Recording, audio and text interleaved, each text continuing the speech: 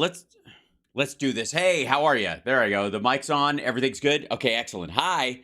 Whew, it's hot here today, so you're gonna have to deal with me in a tank top. Sorry, the room is warm, and if I don't, it will be very schwitzy if I wear anything heavier than this. I apologize, but consider it clickbait. All right, and we have a lot to cover today because I don't know if you. By the way, hi chat room, welcome, hello. I don't I don't I don't know if you've heard. Maybe some of you heard. Maybe that was the thumbnail of Dead Giveaway. Marjorie Taylor Greene has been kicked to the curb by the Freedom Caucasians, apparently because in the, I suppose, whatever their beauty contest, she did better in the swimsuit. Boebert did better in the swimsuit competition part of the evening than her. Or the talent, both of them, the trumpet skills were nearly a match, but they just gave her the edge slightly, Boebs, because she could Annie Oakley while she was doing it or something like that. Anyways, point being is that Boebs is apparently behind the Freedom Caucasians kicking out Marjorie Taylor Greene. So she has been, I don't know what else to call it except canceled. The poor woman has been canceled again. It's this, you know what? It's the pervasive cancel culture in the Republicans that I can't abide by. I can't do it. I can't do it. I'm not going to do it. I'm going to slowly turn into Harry Carey, trying to make sense of it, but I can't. So we'll just enjoy that for a split second, if I may, because House Freedom Caucus ousts Marjorie Taylor Greene after Lauren Boebert spat. Now, I would like to say for the record that they chose their words very precisely, because apparently, and this, the double meaning of the word spat is in A, fight, B, past tense of spit, I suppose, is that at some point, Marjorie Taylor Greene referred to her as called her a little bitch on the House floor. And allegedly, it was because in their vitriolic back and forth, as people who are not only on the same side of every issue, but also are in the narrow, zone of absolutists in that area. So the idea that they even get mad at each other is a little stupid to begin with.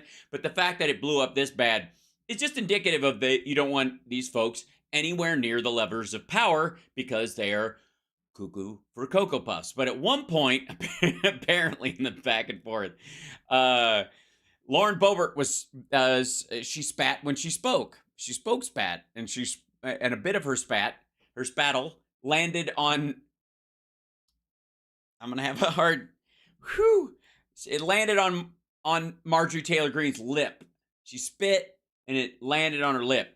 And apparently, Marjorie Taylor Greene seemed, in her deluded, egotistical, grungy madness, seemed to think that it was on purpose, or that she didn't apologize appropriately for spit talking when they were both up in each other's grill.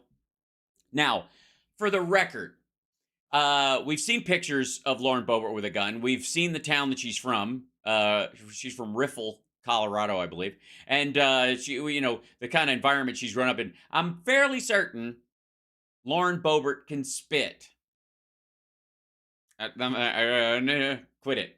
No, I'm putting this in, not that kind. I'm talking about the spittoon kind of whang.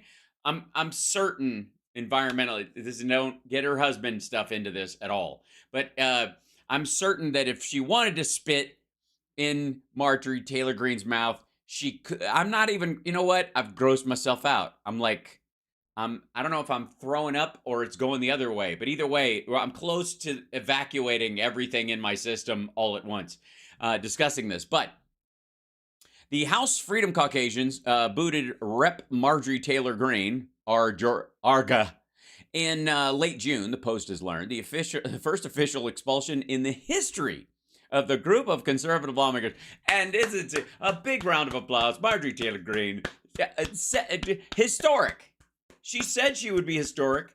She meant her whole run to be historic. And here it is. Congratulations, Marjorie Taylor Greene. You are now you get to go down in the, I wouldn't say history books, in the history pamphlet of the Freedom Caucasians, in that you are the first person to ever be kicked out. And do you know what kind of an asshole you have got to be to get kicked out of that group? Paul Gosar is in that group, and I'm fairly certain, if you believe him, that he takes the same drug the Nazis took just for old time's sake.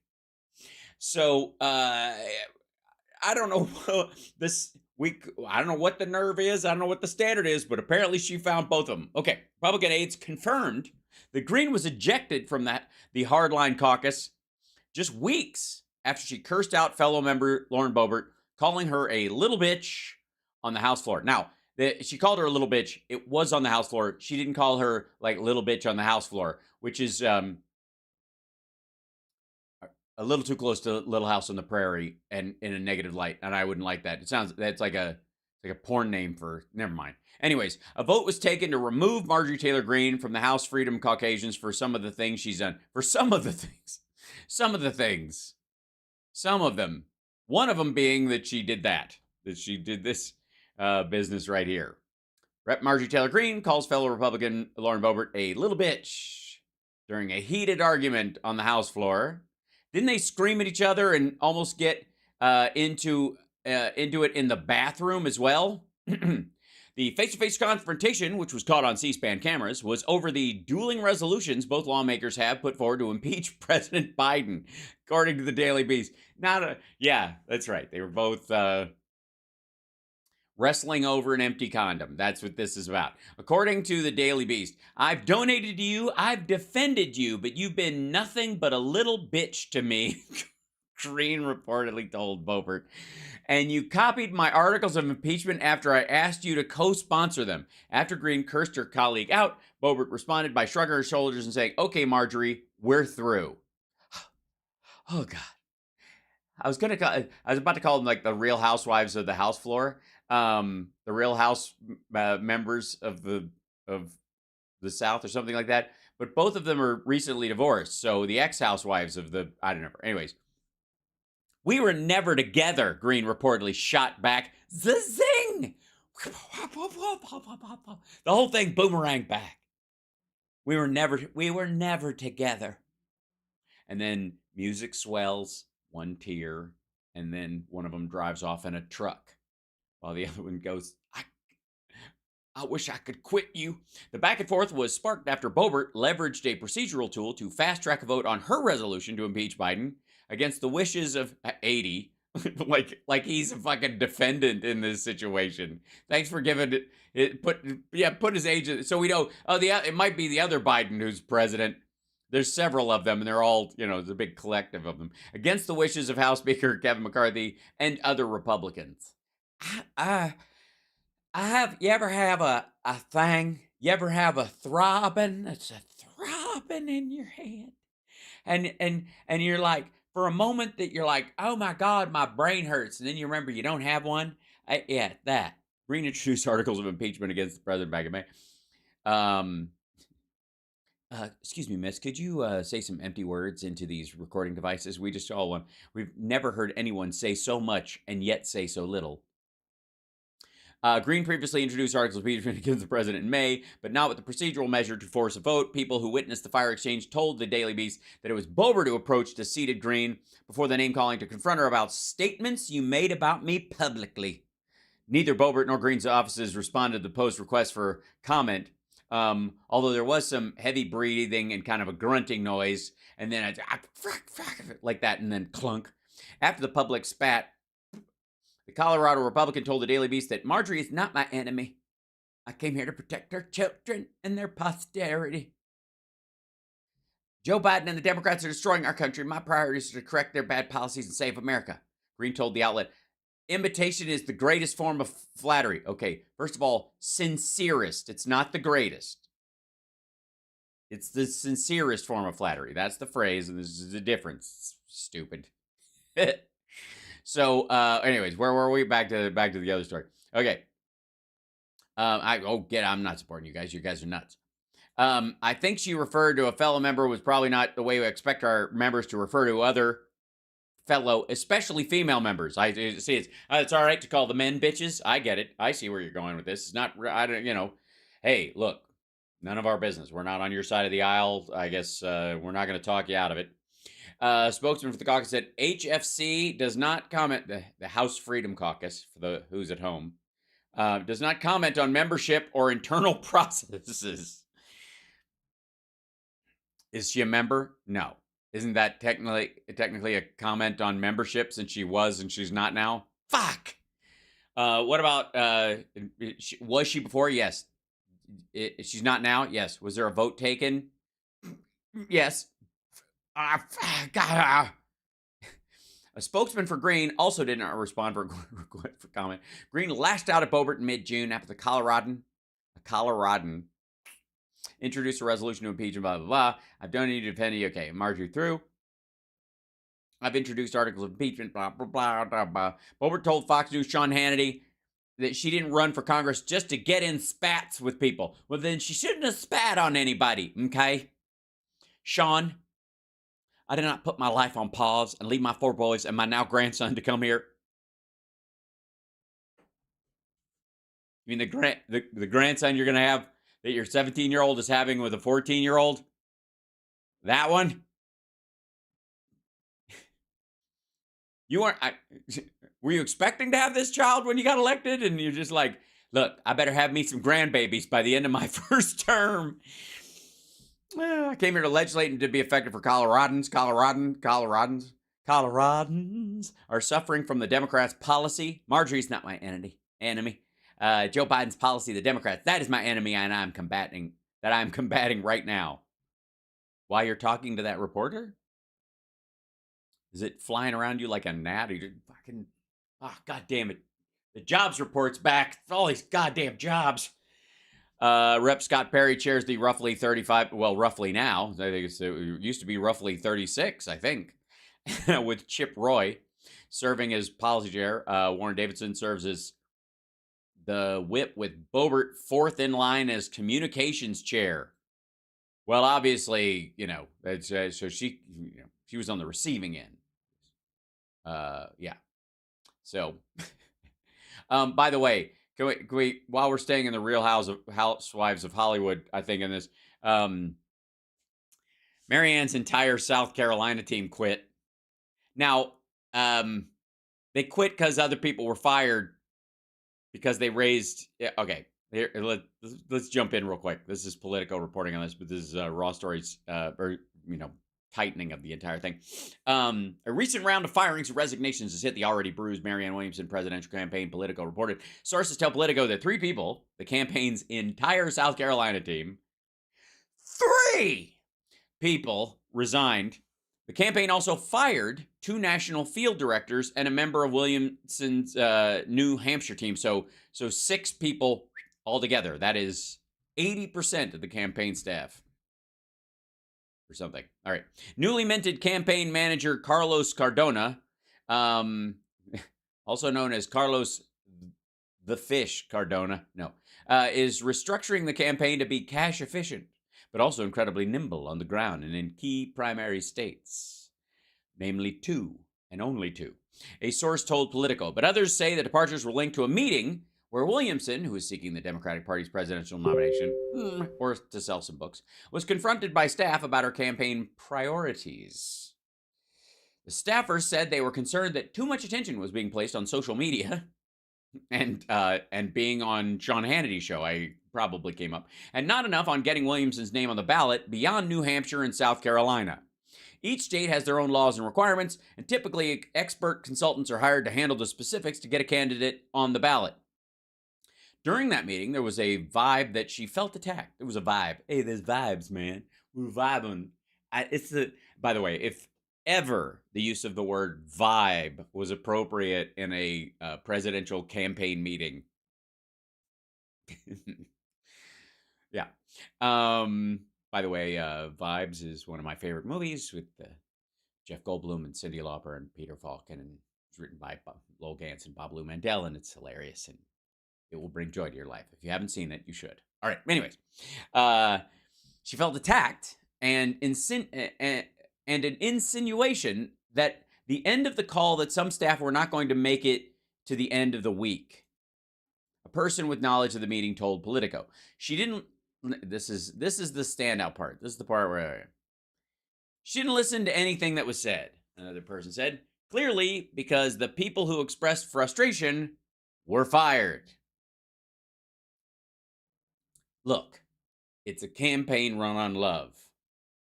And it's not you, it's me. We've fallen out of love with the campaign. And pack your shit. So there's the whole Politico take on it. Marianne Williamson keeps bleeding staff. 6 more depart in internal feud. Hours after Marianne Williamson announced the hiring of her 3rd campaign manager in 5 months, 6 staffers left her team through a round of firings and resignations. The departures came primarily over a fight with Williamson's ballot access operations or lack thereof. Campaign's entire 3-person South Carolina operation, which had been led by Mercurius Bird, that's an awesome name, resigned, according to 4 people with knowledge of the campaign who aren't in the campaign themselves because they were already fired. I don't know. Operations and team discussions granted anonymity to discuss internal dynamics. In addition, Carlos Cardona, who was recently promoted to head the campaign after the first 2 pieces of Pez were eaten, after serving as the New Hampshire state director, fired 2 national field directors and a member of Williamson's New Hampshire team, according to those same people. One of the 4, who was a current staffer, attributed the changes to Cardona stepping in as a new campaign chairman and just his approach to reorganizing and restructuring to be cash efficient. That's that part. The staffer said they were concerned that too much attention was during that meeting. There was a vibe, right? We saw that part. And then Williamson's campaign faces a number of hurdles beyond ballot access. The Democratic National Committee has decided not to host debates with President Joe Biden's primary challengers because they are lunatics and a waste of time.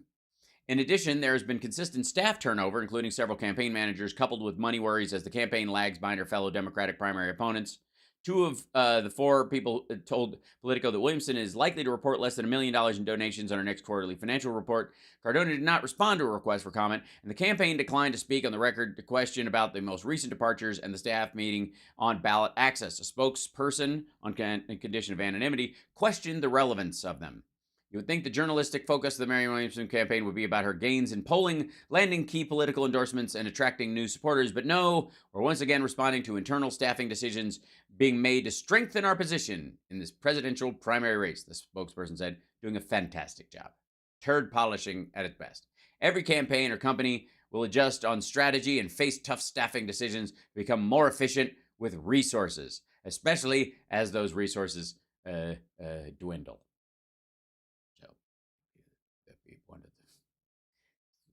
As they shrink, the deal about resources, they become more precious when they get fewer. So you have to make tough decisions. Yeah. So, yeah. Despite the firings, there's been at least 1 new hire, an events coordinator, fabulous, who formerly worked on marketing for Williamson's business office. According to okay, so she's found another way to funnel one of her other employees' funds as part of the campaign, and keep them on staff for the other stuff that she does do. Okay. Williamson incidentally has a new book coming out at the end of the summer. Incidentally. Really? It's so weird. I would have thought this was just a if you're just thinking about New Hampshire and South Carolina, then this is a grift, one of the people said. Not a grift. It's a book deal. The Mystic Jesus. That's the new book that's coming out. The Mystic Jesus, The Mind of Love, Marianne Williamson, author of the international bestseller, A Return to Love, which was, this is the new book that's coming out. It's going to be on sale September 12th. It's not August. It's been pushed because of campaign issues. Jesus has been fired to, it was a matter of like limited loaves and fishes, and they had to bring in somebody. I'm being a dick. Okay. Anyways, hi chat room. Let me scroll this down to see you guys. Hello. By the way, like, subscribe. Welcome to House Sparks Mega Worldwide. All right. Shall we? Shall we? Because we have giant, after that kind of fun, good news, we have some giant, heaping, steaming piles of the business to get to. Starting with, some people are familiar with this guy. This is Ronald Reagan. It's an old picture of him, but not that old. Taken sometime in the mid. Oh wait, dear God, that's just Ron DeSantis, aging like sushi on a windowsill because of his campaign being rough, I suppose, or just bad lighting. We can all be the victim of bad lighting. There's nothing to be ashamed of. He and I think, are the same age. Something like that. So, but apparently, I think this might be a cocaine joke, if he had a sense of humor. Ron DeSantis, Biden team has been literally blowing it. Okay, you don't literally blow. You don't. As a matter of fact, if you want to make the blow joke in terms of cocaine, when I said they were blowing it, that's not exactly what I meant. You need something like that. You know what I mean? Like cut against it. You know? Yeah. Everybody in the White House is trying to blow it or something. It being blow. You want it all, but you can't have it. All right. So this is his take on, and by the way, he's currently number 2. I like fighting number 2. Yeah. Trump's favorite punching bag, Ron DeSantis, which I understand is a harder, more committed way of joking about his name, but I think it's way better than the DeSanctimonious thing. I just don't know how that lands. It just seems kind of trite and weird. Why can't you go, give it up for Ron DeSantis? You know what I mean? Like, come on. That wouldn't kill. I like fighting number 2. Yes, I understand that, but we're enough about your colon. Here we go. Folks, joining me now is 2024 GOP presidential candidate, conservative Florida Governor Ron DeSantis. He's also the author of The Courage to Be Free. My time in the fields of Ireland, where I ran around with my skirt off and my pants around my ankles, penguining my way through the fields with the courage to be free. Courage. Florida's blueprint for America's revival. Governor, it's great to see you. You were down at the border last week where you unveiled your border plan, and reports indicate that the federal government is actually cutting through Texas-bought razor wire and criminally trespassing on private land to do the cutting. Question. Well, the state doesn't have the right to put that stuff on public land. All right, I haven't read that story. We'll dive into it later. What is your plan to reverse the Biden regime's promotion of illegal immigration into this country? And if you were the well, citation needed that there is one, but please. Governor of Texas, how would you respond to a federal government captured on camera breaking laws to facilitate illegal immigration? Hold on. I got to grab that article. It's going to bug me. This is from the Texan. Okay, so let's, it's from the Texan. Wop wah. Wop wah. Wop wop wop. Wop. Okay, the Texan. Federal border guards caught wire, something like that. Federal boards cut bar. Allow. This is from the Texan. Here's the paper on the Texan. Finding out those federal border guards cut barbed wire to allow illegal immigrants to cross per report. The state of Texas uses barbed wire and razor wire as part of its efforts to prevent illegal immigration along the southern border. Federal border guards could be seen cutting barbed wire and allowing illegal immigrants to enter. I'm sorry, I can. There's some words are more difficult than others. Under siege, Second Amendment. No, not that. Free health care for illegal. Look. I'm fine. Federal border guards could be seen cutting barbed wire and allowing illegal immigrants to enter through the through private property in Eagle Pass, according to a report by Fox News. A border correspondent for the network tweeted a video of border police cutting the barrier, which was placed by the state of Texas as part of its effort to prevent unlawful entries across the border. The barbed wire is on private property, and the state of Texas placed it there with the landowner's consent, per the social media post. U.S. Customs and Border Protection told Fox News that the group included children, and they were already in the country, prompting border agents to take them into custody.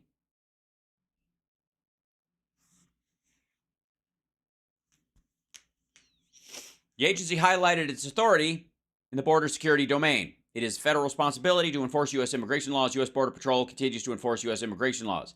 The individuals had already crossed the Rio Grande from Mexico, were on U.S. soil, and are subject to U.S. immigration laws. Individuals who cross unlawfully will be subject to the Unlawful Pathways Rule, which places common sense conditions on asylum eligibility, with certain exceptions. Those who do not establish a legal basis to remain in the United States will be removed. See, the issue is that the Texas was like, we don't give a fuck. You're already on American land. You made it that far. But now that you're inside the United States of America, we're going to make you crawl through razor wire with your children, even though we're going to expel you. Yeah. In 2021, Greg Abbott ordered the Texas Facilities Commission to begin using barbed wire, razor wire, and other barriers in efforts to secure a southern border and prevent illegal immigration, which didn't work, by the way, because they had already crossed the border. In addition to constructing physical barriers, Abbott's strategy has been to use the state's criminal code to prosecute illegal immigrants for trespassing on private property. The state also transported illegal immigrants by bus to sanctuary cities across the country, which I guess drops them off on private property as well, but that's another thing entirely, including Washington, D.C., New York City, and elsewhere. There you go. So that's the idea. These people were already in the country. Yeah, so that might be where this, yeah. But, you know, that's all. Federal border guards cut barbed wire to allow illegal immigrants to cross, per report. Cross where the barbed wire was, not the border, though. This would be a lie. And by the way, Hayden Sparks, no relation that I know of. And Hayden, I don't have any problem with the reporting on the article, but I'm just letting you know that Chris Salcido is misrepresenting your work. Trespassing on private land to do the... Well, if they're on private land, then how do we know that they are not being trapped on private land by the landowner behind barbed wire? At what point does the federal government allow private U.S. citizens to keep foreign nationals on their property behind razor wire? When does that become illegal, dickhead? Talk about a slippery slope. The fuck kind of... Yeah, Salcido seems to be very upset that, you know, this slippery slope to slavery rule isn't going to be allowed to go forward. Cutting. Question. What is your plan to reverse the Biden regime's promotion of illegal immigration into this country? And if you were the governor of Texas, how would you respond to a federal government captured on camera breaking laws? Nope. Actually carrying out the law. To facilitate illegal immigration? Well, I think these are great questions. One, day one as president, will declare a national emergency. We'll mobilize all available resources, including the military, to stop the invasion at the southern border. So what are you going to do? When we're talking about women and kids especially, you going to open fire on them? Or what is it, flamethrowers? Predator drones? What's the napalm? You know, kind of Vietnam style? Just call in... you know, a napalm strike on lines of trees, like whenever they get to like a zombie movie, you know, whenever they get to the wall, there's enough of them build up, then call in the strike, and then wait for them to refresh after they climb on top of those bodies, and then do enough. Is that the plan? I mean, I'm just talking about the legal asylum seekers, not the illegal ones at this point. Not that you would make the distinction at all, but yes, we will construct the border wall because I think that that's important to have. But we're going to... On private property? You're going to construct a border wall on private property? So, will be the absolute edge of the private property, which would be Mexico, which you can't legally do, or it would be inside the private property that goes right up to the border, therefore giving territory to Mexico, just like Trump did. It's the first president in, whatever, 100 years to give U.S. territory to Mexico? Cool. Reestablish the sovereignty of this country. We are not going to allow bogus asylum claims to overrun our border like it. Yeah, And gnarly ones either, guys. Bogus. Happen under Biden. And in terms of states, we're going to empower states to enforce immigration law. Yeah. Or skirt them in the case of Florida, where you constantly use undocumented workers in almost every restaurant, every kitchen, every entertainment facility in the entire freaking state. Ironically, except Disney, where the standards are actually higher, but you've been attacking them. Texas is putting up barriers. They're putting up barbed wire because they're trying to defend their sovereignty. We have a federal government now that's opposing them doing that. I want the states and locals to be partners with us so we can enforce immigration law. But I think the thing that we're going to do that no one's been willing to do is recognize, I was actually down in Arizona a few weeks before we announced our plan, and I was in a place where we did have the border wall. There was major steel beams. This is like really good stuff, right? Right. It's like really good stuff, right? Not this bogus stuff. Well, it turns out the cartels will cut through the steel beams, smuggle in Excuse me, slat fence. product, and our federal government does nothing to stop them. And so what I've said is we're going to have rules of engagement.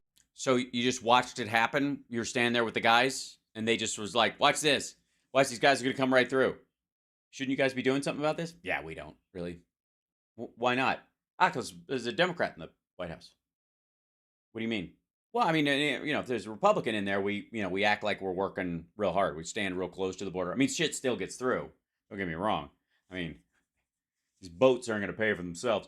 But when a Democrat's in there, we just stand back, watch it happen. You know, watch this. Here comes a catapult of fentanyl. Yep, there we go. We'll seize every 15th one so they can put it on the news. But most of them, we just, hey, what's up, Gary? Yeah. No, there's another bale over there behind the, yeah, I think it just landed a little left. The wind's blowing today. Yeah, cool. On that border, if the cartels are cutting through our border wall to try to move product, that's going to be the last thing they do because they're going to end up stone cold dead. We are going to use force at the border to be able to defend the American people. Okay, so effectively, we are going to be, anybody who approaches the wall will be shot. This is Fortress America. If anybody is caught cutting the wall, and granted, I know what you're thinking. You're probably thinking what I'm thinking, which is that the cartels will force people that owe them money or that they have effectively enslaved, make them do the cutting. Rather, I mean, you don't want to lose one of your good enforcers or one of your heavy gang members, right? So you just go, hey, if you want to pay off your debt without me killing your kid, go cut a hole in the wall, and DeSantis will blow your brains out. You know, it's win-win. And we are going to lean in against the cartels directly, not just in terms of what they're doing on the ground, but also interdicting the precursor chemicals to fentanyl. Oh, the ones that are leaving Arizona and going to Mexico? So is somebody cutting a hole in the wall going that direction, or they just slide the precursors are probably smaller, so they just slide them right through? That are being brought in by sea from China into these Mexican ports. So I think it requires yeah, because we can't have them competing with the Arizona fentanyl precursor factories. All hands on deck approach. At the end of the day, the thing that I saw down there that was that stuck with me was just the humiliation that as an American, we don't even have control over our own country. We've ceded our border to Mexican drug cartels. That is pathetic, and that is not, I think, what the... Well, that's what Title 42 was about. That was the Trump plan. Cede the, you know, let the cartel guys, you know, charge everybody money to sneak across, and if they get caught, we kick them out. They try again and try again and try again, because under Title 42 you can't be punished for it. So they can keep like just first one's free, second one they, you know, cost you some money, third one costs you a little more money, fourth one you're carrying drugs or you're you know, bringing in a child or another, you know, I guess some sort of human trafficking arrangement. I don't know, a kidney.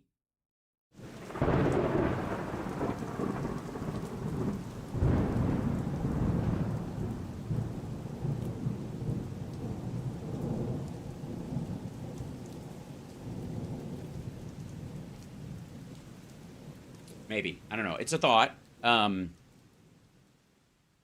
American people want. Oh, I think most Americans would agree with you, Governor, that you don't want to treat narco-terrorists with kid gloves the way the Biden regime is doing. Yeah, but I also don't want to open fire on women and children. So I do need a measured approach. This all hands on deck idea seems that everybody on deck is manning a machine gun seems a bit fucked up considering the varying amount of humanity that shows up at our border. But, you know what? If a truck full of auto parts goes down the wrong road and you want to just blow it up just to make a point, I mean, who in Florida would disagree with you in the entire fucking state? Part of the ramifications of Biden's open borders, it's the free Yeah, we don't have one. flow of illegal aliens. No, it isn't. Foreign enemies and drugs. In fact, drugs are so abundant, Governor, in Joe Biden's Democrat America that they've made their way into the Biden White House. Your reaction to the discovery of cocaine in the West? I appreciate your true to form. I guess I forget where he's from originally, but a true pronouncing it properly, cocaine, like he's Scarface all of a sudden. Wing. Well, what came to mind for me is we've seen for over 2 years the Biden administration blowing it on a whole host of issues. I guess this means that's a little bit even more literal than we had thought previously. Oh, God. Blowing it and blow and blow, and he's just trying to find his way to the word blow. It was actually worse than I thought. I got to say, the joke was actually worse than I thought. And we knew it was coming. He definitely worked it out with his team, and Salcido was given a note to set him up with it. Yeah. This is, what this is like? If you really want to, this is what you just saw between these two guys, the sort of, ham-handed setup and the poorly crafted punchline and the kind of like feeling, like groping in the dark for some semblance of sarcasm passing itself off as wit. This is basically like Greg Gutfeld's two brain cells meeting in the shitter. Yeah. But isn't it interesting how you have this cocaine there? I don't see the FBI and the DOJ mobilizing and doing like a real serious investigation. They evacuated the whole White House. They evacuated the White House over a baggie of white powder because nobody knew like whose it was. Now, the argument would be is if no, that's clearly Blinken's buddy's blow or whoever. Or Hunter was like, that's mine. Sorry, and they're okay with it. They look the other way. It's just it's wanton disregard. The Bidens are blah blah blah. If any of that was true, it would just been swept under the carpet. You never would have heard about it. But it sounds to me like somebody on the Republican side went over there and went. Of this, I kind of feel like if they're a Republican White House, that you'd have swarms of DEA and FBI agents trying to get to the bottom of who brought that into the White House. I think with. Well, I don't think Don Jr. had to bring any of his in his bottom. Actually, I thought I think he just had it in the pocket. But this, they're just treating the Biden administration with kid gloves, and unfortunately. Again, what do you mean with kid gloves? They are investigating how it got there. They're not doing pat downs of the fucking administration, even during the Trump years, for Christ's sake. I would like to remind you that according to the QAnon people, after Trump left office, or the day he was leaving office, hundreds of children were released from captivity under the White House. Hundreds. That's what we've come to expect out of this federal government, that they just have two standards of how they pursue the law. Well, no. Again, also, by the way, if Trump was just hiding cocaine in the boxes in Mar-a-Lago, none of us would have heard about it. Yeah, no kidding. And what if what if the white powder had been a different white powder? I mean, my goodness, this lackadaisical approach this federal government is taking to this is quite. What? They evacuated the White House. The fucking West Wing was evacuated. Perplexing. Democrats, Governor, in the meantime, have tried to make it fashionable to attack people of faith in this country, in particular Catholics. And now. What? In particular? Biden's a fucking Catholic, dum-dum. What are you talking about? We're learning that another first. Evidence produced thus far depicts an almost dystopian scenario during the COVID period. Perhaps best character. Oh, this is the dude, Terry Doughty, the U.S. District Judge who wrote the the QAnon screed against the not allowing the Biden administration to talk to Twitter because of things that were done during Trump.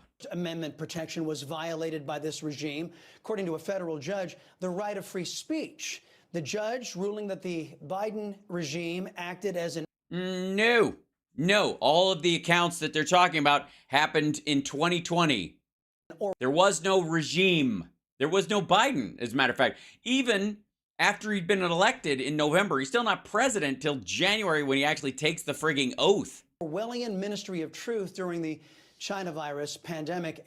First of all, again, all happened during Trump. And to add insult to injury, the Biden folks are saying they're going to add insult to injury. This dickhead is not suing Trump and everyone around him for doing this.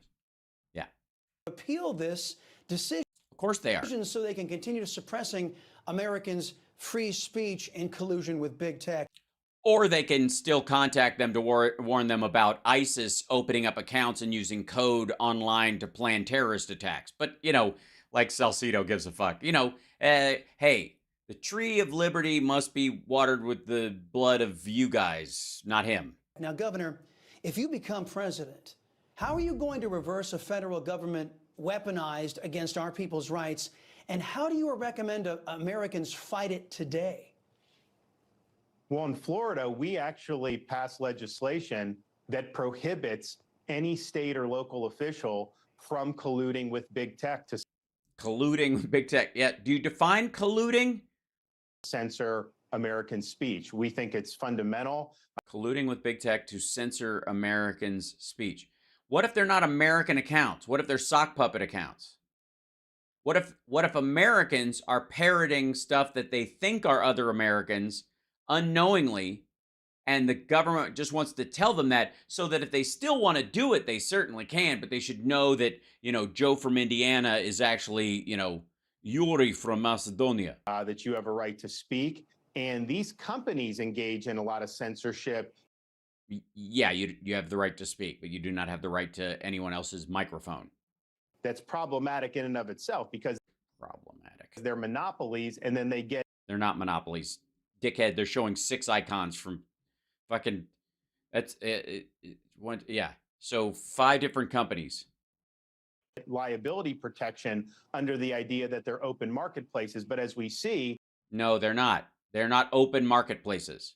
They are not. But I mean, I don't know why these guys are still making the child porn is fine argument. He seems to be okay with this. You should be able to sell guns and child porn online, right? Is that the argument you're making? I mean, because it's a stifling of free speech. As a matter of fact, the government shouldn't be allowed to even tell private companies. Like, the government have rules about, I guess, telephone lines and stuff that, the bandwidth of cell phones. But at a certain point, if it's your Wi-Fi, they apply terms of service disfavorably against conservative voices. No, they don't. So conservatives tend to, in expressing their political opinions in a lot of these cases, tend to use more exaggerated and violent language. They're not all the time. And ask any lefty who's been put in Twitter jail, they'll tell you that you step over a certain line and they pay attention to you because you do it a bunch of times. Quite frankly, most of the right wingers that get kicked off or got kicked off were allowed to go, be habitual line steppers forever. Trump included. Trump was constantly breaking the terms of service and managed to stay on anyways. Censorship in itself is a big issue that we're going to tackle as president. And you can't, because that in and of itself is a form of censorship. People can choose to go to a private movie theater. The government cannot force people in that theater to watch a different movie because a single member decides to overtake it when everybody else is paid to be there. Especially when the place itself is built on, privately created, on a timescape of this movie starts at 7, this movie starts at 9. Nobody gets to just interrupt that in the middle. And if the government has the ability to say, well, a couple of people feel like they're right to yell and scream during a movie is being upset because this is a rom-com and they wanted to see the horror movie, but it's not on until later and they wanted to play now so they can scream, is fucking dumb. We want to make sure everyone has the ability to speak. But when You do. Don't believe me? Go outside and talk to your yard. federal government colludes to be able to get tech to censor, that is absolutely a violation of the First Amendment. No, it isn't. This judge was absolutely right.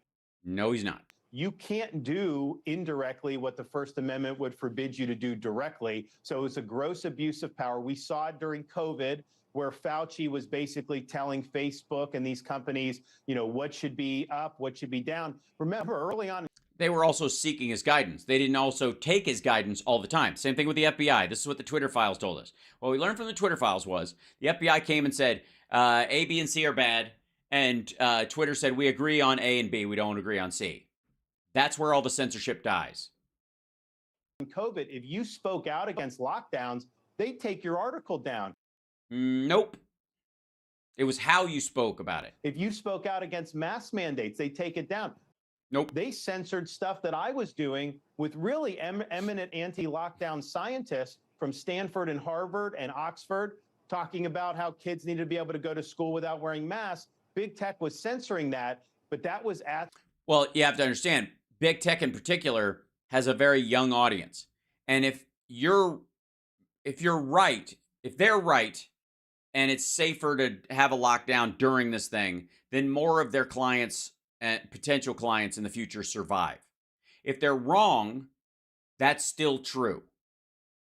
If you're wrong, a lot of their potential customer base dies. On a material business level, it is a violation of their fiduciary duty to listen to a douche like you and say we shouldn't stay away from each other during a pandemic for stretches of time. And even if a kid brings the chances of a kid like catching it and dying from it are low, but catching it and giving it to an older adult who dies, and then that kid has that guilt for the rest of their fucking life, and they don't tend to want to share pictures of their lunch on Instagram when they've been through shit like that. The direction of the federal government. So I think it was a massive abuse of power. We're going to clean all of that out. By realizing it's not a thing. As president, if you are colluding and you're in the FBI or DHS or any of these with tech, what does collude mean? You're going to get canned. You're going to be shown the door. We're going to have zero tolerance for that. You just quick trials. We're going to have quick trials. But this was actual information. This is we're looking for a child predator, and people were posting this guy thinking it was like a meme, and we were telling them this meme is actually how this guy is targeting children, and people were kind of downplaying it. And so we were trying to warn people directly, like, hey, this guy's a real threat, and he's a serial killer. He's on the loose. He's targeting children and stuff. And it doesn't matter. Zero tolerance. Out you go. You're colluding with big tech. Because it really strikes at the fundamentals of a free society. You said gross abuse of power. I think that's Biden's slogan is going to be running under Biden, gross abuse of power. I wanted to get you to weigh in on wacky. On the latest findings, Governor, in the probe into the Biden family's so-called business dealings. Freedom of Information request has just revealed that a staffer for then Vice President Joe Biden CC'd Hunter Biden on an email about a scheduled call with former Ukrainian President Petro Poroshenko. Now, it bears pointing out, Governor, that nobody elected Hunter Biden, and I know your children are quite young, but can you conceive of Jared Kushner and Ivanka making a $2 billion? Hold on, let's back that up. Let's take a look at what that article was. Hold on. This is Washington Times. Okay, give me this 1 second. Let's go to here and go to Washington Times. A White House scheduling email. A White House scheduling email sent to VP Hunter, and then let's say Poroshenko.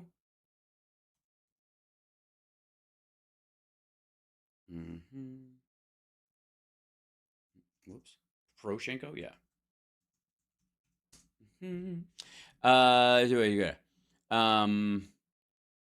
Washington Times. This is the actual article. Here we go. Let's just check it out. Whoops. Get out of here.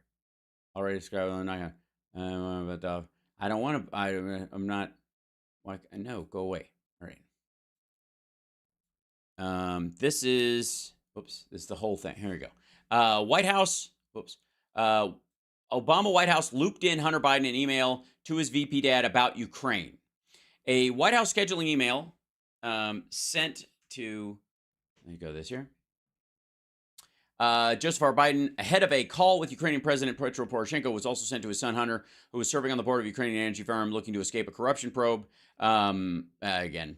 Assertion without evidence. In the call, the elder, Mr. Biden, urged Poroshenko to continue reforming Ukraine's prosecutor general office. It's unclear whether Hunter Biden was involved in the call outside of getting an email alert about it. Timing the call, however, coincides with Hunter Biden's $1 million a year job on the board of Burisma, which allegedly hired him to dodge charges from the scheduling email was sent on May 26, 2016 from Biden's assistant, John S. Flynn. It was disclosed by the National Archives in response to the Freedom of Information, mined by an online FOIA who gave it to the Washington Times. The scheduling email from Mr. Flynn provided Mr. Biden and Hunter Biden with the details of the vice president's upcoming trips to Delaware and Rhode Island, as well as the call to Mr. Poroshenko.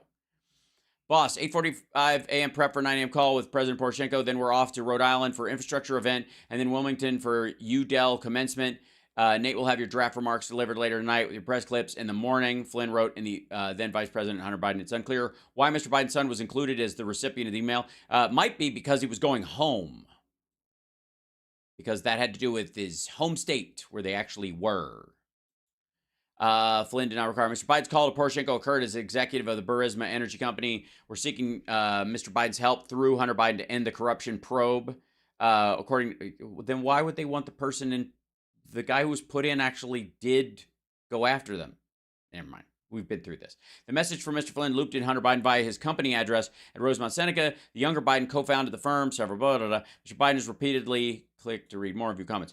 According to the readout of the call provided by the White House, the two leaders discussed the importance of continuing institute reforms in the Office of the Prosecutor General, the significance of Ukraine's progress towards implementing judicial reforms, and meeting IMF conditions. IMF, again, was holding back, if they didn't fire Shokin, the IMF was going to cut off $70 billion worth of aid to Ukraine. Not $1 billion in loan guarantees, which they were getting from us. $70 billion in direct investment through the IMF. 2 months earlier, Mr. Poroshenko had ousted Viktor Shokin amid accusations that he failed to investigate and prosecute widespread corruption in the country. Mr. Biden, among those who pushed for Shokin's ouster, bragged about it. We saw that at CFR, traveled to Kiev, threatened Mr. Poroshenko. If the prosecutor's not fired, you're not getting the money. Charges of Mr. Shokin failed. Let's see. Hold on. 2 months earlier, was going to add ouster. So this is after Shokin's already gone. If the prosecutor's not fired, you're not getting. Yeah, this is after it's done. Charges that Mr. Shokin failed to prosecute corruption have been challenged, and Mr. Shokin appears to have been pursuing charges against Burisma. No, he wasn't. He was stalling them. There was a corruption case filed against him, but he wasn't acting on it, as he didn't do with a lot of these well-connected Russian oligarchs. Nearly 2 months before Shokin's firing, according to Lindsey Graham, Mr. Shokin's office announced the seizure of property from Burisma's holding founder, Mikhail Zlochevsky. Newly released details from the paid FBI informant include a claim that Mr. Biden and Hunter received $5 million. Yeah, we saw that. Trusted and highly credible FBI informant said Mr. Zlochevsky played the bribes between 2015 and 2016. That's Rudy Giuliani, by the way. Proved me wrong. Zlochevsky said he had audio recordings documenting Mr. Biden's involvement, and he's saving them for a tight spot. So I wait to hear them. They'll be great. None of these claims have been verified, and Mr. Zlochevsky's whereabouts are unknown. That's the great thing about the Republican whistleblowers. They're so transparent, you can see right through them. Let's see. House Democrats impeached Trump for this to dismiss the Burisma bribery allegations against Biden and believe the story and the informant were fabricated. I agree. I don't think there's any credibility to that person, said Gerald Nadler. I don't think he exists. I think this is nonsense from the Republicans. Yep, that's pretty much right on the money. Okay, so yeah, it's a scheduling email because he's coming home, and they forwarded it there. Yeah, and this is after Shokin's already gone. So. Former Ukrainian President Petro Poroshenko. Now, it bears pointing out, Governor, that nobody elected Hunter Biden, and I know your children are quite young, but can you conceive at any time in your political career where it would be a legal and legitimate function for you or your staff to CC one of your children about a meeting with a foreign dignitary? And if not, Governor... He didn't have a meeting. It was a phone call. Secondly, it was about his travel to Delaware where they live. What do you think is going on here?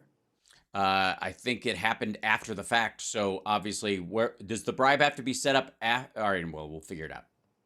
Well, all you got to do is look at the bank balances, right? I mean, Yeah, look at them. I agree. Look at that. We found a bridge point. Yes. Look at the bank balances. That's right. Look at what the Bidens have declared and look what they actually have. And look at the fact that it actually matches up. And then look at Trump's Chinese bank account. When did the money come in for that? Would it be right after TPP was closed? massive amounts of money flowing into the coffers of the Biden family. Now, the corporate press in this country, the Democratic Party, and Biden himself would have us all believe that that's just one big coincidence, that had nothing to do. Well, considering it was after he was no longer president and wasn't vice president and wasn't planning on running for president, it has to be even bigger than that. It has to be they were paying him for political weight he no longer had. With the fact that he was leveraging his former position and current position at the time as VP to help enrich their family. And if you believe that, his former position as VP during the Trump administration, which obviously carried a lot of weight. Can I, if I may, on a side note, Mr. Chairman? Okay.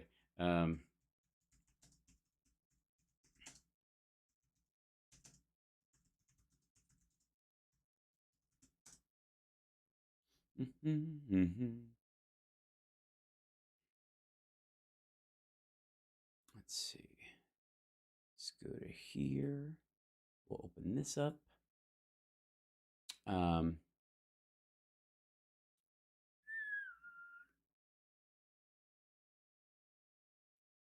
we go. What about Rudy Giuliani, who's the president's lawyer during his time in office, and especially around these impeachments? What does Rudy Giuliani's longtime go-between know about Rudy's work in Ukraine? Vitaly Prus introduced Rudy Giuliani to Ukraine's key players. Now Democrats want Giuliani to share all of his communications with Prus. In July, Rudy Giuliani was desperate for more information about Hunter Biden's work in Ukraine, so he turned to his longtime go-between for Ukraine deals, a 44-year-old New York-based businessman named Vitaly Prus. According to Prus, Giuliani asked him to call Prus's close friend, the owner of Burisma, the Ukrainian natural gas company that formerly had Hunter Biden on its board. Giuliani wanted to know if the owner, Mykola Zlochevsky, would meet with him to talk about Biden. But Zlochevsky made it clear he wanted nothing to do with it. Prus told NBC News in an interview at a restaurant in Midtown Manhattan. Among the unresolved mysteries in the impeachment saga is how Giuliani, the president's lawyer, and a man with little-known background in foreign policy, became the White House's point man in Ukraine. The answer in part lies with his relationship with Prus, who has acted as the former New York mayor's political and business matchmaker in the former Soviet Union for years. Few people have crossed paths with as many central characters in the Ukraine impeachment saga as Prus. He met Energy Secretary Rick Perry on a trip to Israel in 2010. On flights back and forth to Kiev, he struck up an acquaintance with America's top dip, Bill Taylor. At investment conferences, he met the former U.S. Ambassador Marie Yovanovitch, who was ousted from her post in Kiev in May, partly through Giuliani's efforts. And Prus knows most of the Ukrainian political players. The website for Prus's company, Tri-Global Strategic Ventures, is a veritable slideshow of Giuliani's connections in Ukraine in recent years, with pictures of him smiling with local officials, and almost all the relationships laid out in the website's photos are links that House Democrats now want to know more about. The Democratic lawmakers are demanding to see all of Giuliani's communications, contracts, and documents related to Prus as part of their impeachment inquiry. Giuliani has refused to cooperate with a congressional investigation. His lawyer says Giuliani believes the congressional subpoena is overbroad and unduly burdensome and seeks documents beyond the scope of legitimate inquiry. Shortly after Democrats subpoenaed Giuliani, Prus's company took down its website without explanation. Prus said the timing was a coincidence, and it was merely for website maintenance. It's now back up. Prus played down his Forrest-like Gump role in the impeachment drama. I think Zelig is really where they're leaning. Zelig-like. Yeah.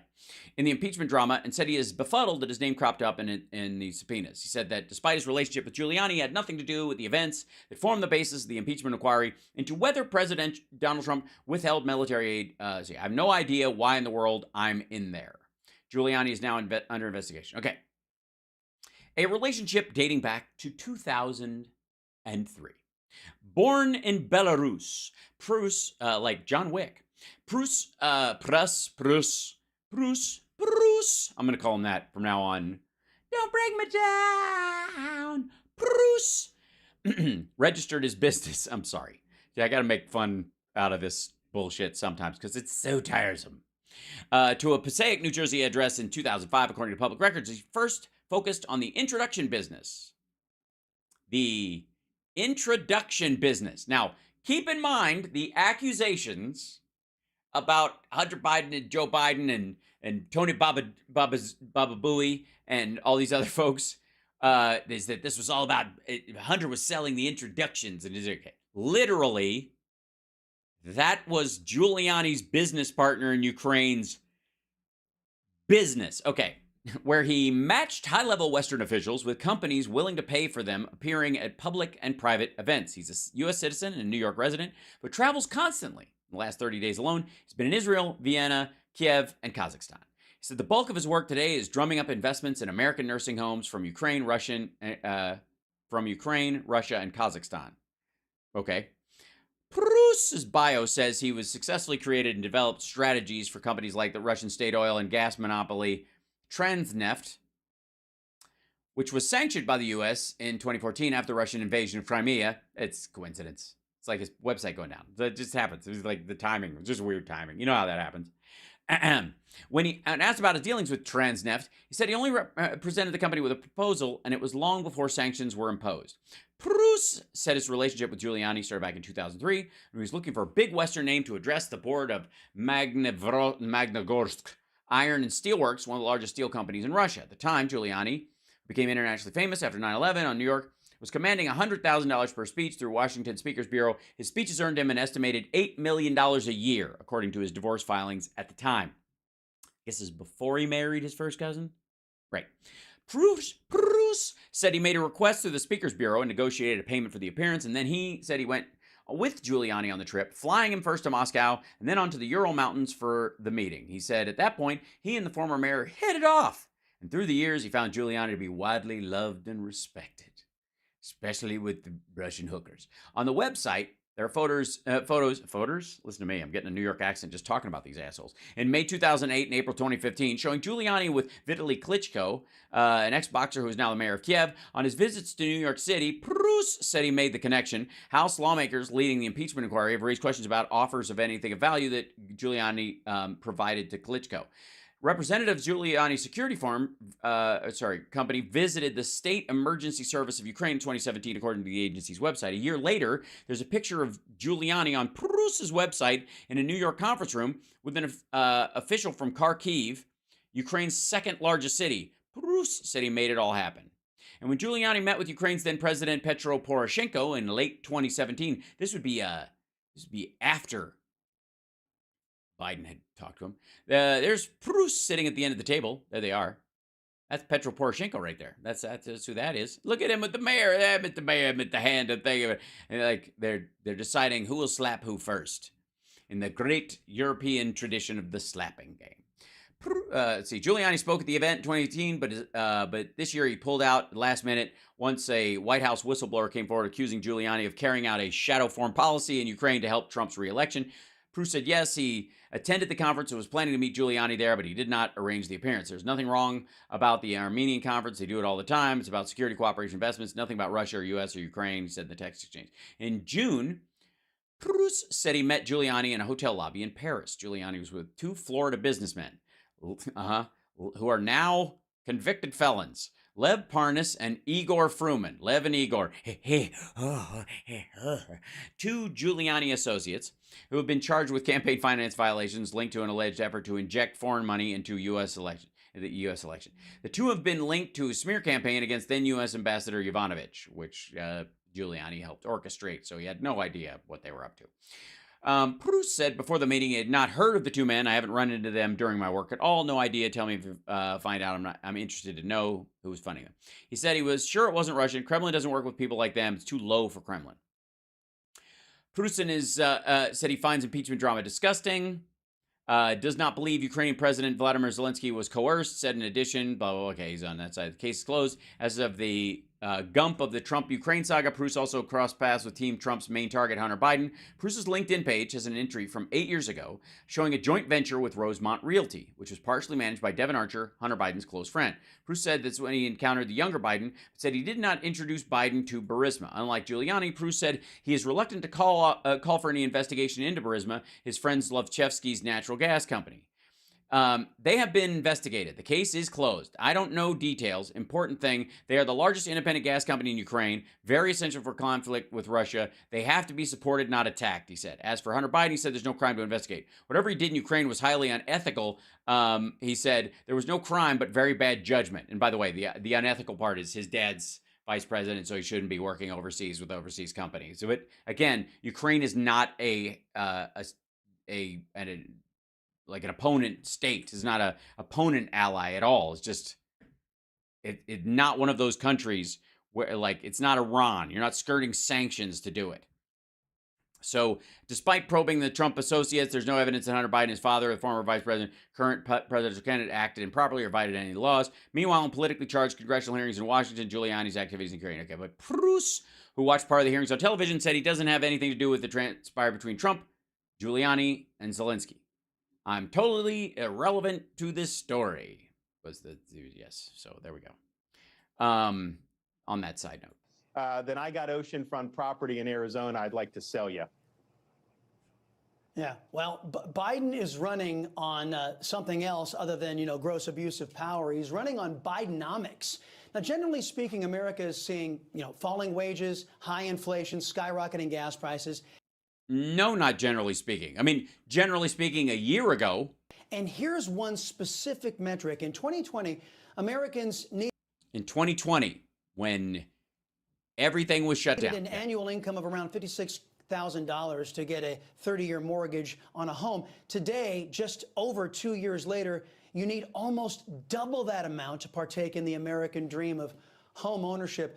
Governor DeSantis, your take on Biden... Yeah, in 2020. You want to go back to 2019? Bidenomics. Bidenomics is very simple. You pay more for less. At the end of the day, it doesn't seem to be working out that way. But again, both Trump and Marianne Williamson are talking about a 180. Their plan is to 180 us. So the 500,000 jobs we added last month and the growing wages that went up 6%, they're like, that direction, we want to go the opposite. So factor that into your thinking. DeSantis agrees with that. Presents a rationalization for a declining standard of living. Materially disagree. For hardworking Americans. And I think what you pointed out with home prices is... For hard work. Okay. Important distinction. Hardworking Americans is their code for what they would consider blue-collar jobs, as opposed to middle class or, I don't know, managerial class, those kind of jobs, which aren't hardworking. I mean, they're long-working, they're smart-working, but they're not hard-working. You'll find a lot of legalese in how he talks about this shit. And what they're trying to play at is that, and you can kind of create this number no matter how many there are, that ultimately the poor are always doing badly because they're poor. No matter if the number of poor is shrinking, no matter if what it means to be poor has expanded financially, that doesn't matter unless Trump is in office, in which case no one's poor. That's exactly right. Given where interest rates are now, getting a traditional 3-bedroom, 2-bath house for a family is unattainable for a lot of people now. The amount you're paying in mortgage payments has gone up dramatically just since Biden has become president. You also have automobiles are increasingly becoming unattainable, and Biden wants to put all these green mandates and force you into an electric vehicle, which is going to make it even more difficult. And of course, well, apparently not, because they aren't. Again, this is the idea of like he's going to AOC the shit out of you. That this is the scare tactic that Biden is to the left of Bernie and AOC on everything, and anything they even bring up, it might be a good target 20 years down the line, is something Biden's going to force you to do by executive order any minute now, even though he's had a couple of years to do it. Everybody's grocery bill has gone up dramatically. So when they say inflation, no, it did, and then went back down. Peaked at say 9%, and now it's quote a lot less at 5%. That only captures some of this. There's a lot more that's gone into this. people have paid way more than 9% year over year. And at the end of the day, bidenomics with the inflation, that's an invisible crushing tax on every single American. The wealthy people do fine on it because they have financial assets. It's really those hardworking people that get swamped. I don't know why anybody would want to sign up for 4 more years of that. I think it's because of the availability of jobs and wages. I mean, I don't want to totally jump on him with both feet, but they are. Let's see. We're gonna. One of the ways. Let's see. Private sector job. I want to find the one that says job report with that adds the wages aspect to it. Okay. 3 as against one of the boost hirings in May. Here we go. The jobs report, things to watch. Okay. Non-farm payroll for expected. This was the early version of this. So this is from investing.com when So this was this was before. This is what they thought was coming. 1, jobs report. The non-farm payroll for June is expected to come out at 8:30 a.m. Analysts expect the economy added 225,000 jobs in June, down from the previous month. Labor participation rate. The government's jobs report will show the labor participation rate for June. Analysts are expecting the reading to stay the same at 62.6. Average wages are expected to rise 0.3% for the month and 4.2% for the year. The annualized number is a slight cooling from the previous reading. And this was the prediction for that. And now, let's see what the actual rate was. News. Let me go to here.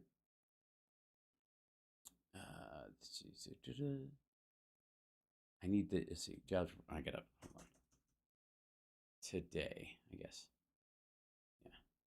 Yeah. Trying to find the one that has.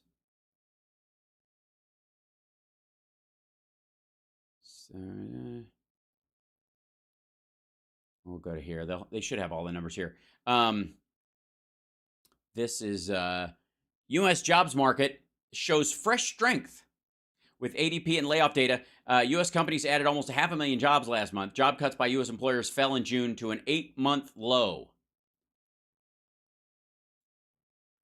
The U.S. labor market showed fresh signs of resilience on Thursday, boo, as private hiring surged, layoffs slowed, and filings for unemployment benefits stayed relatively low.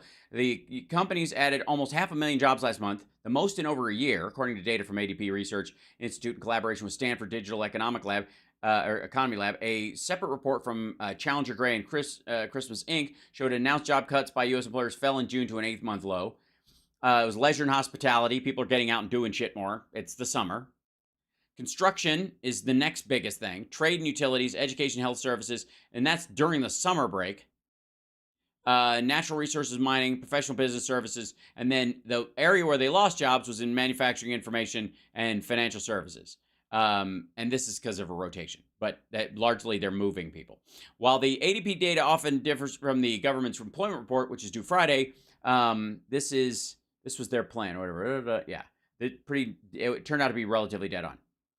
It was also evidently the vacancies declined in May, unwinding the April surge. The labor market isn't always going to be this strong. Recessions happen, but today's data and data from the past several months continue to make a soft landing scenario increasingly likely.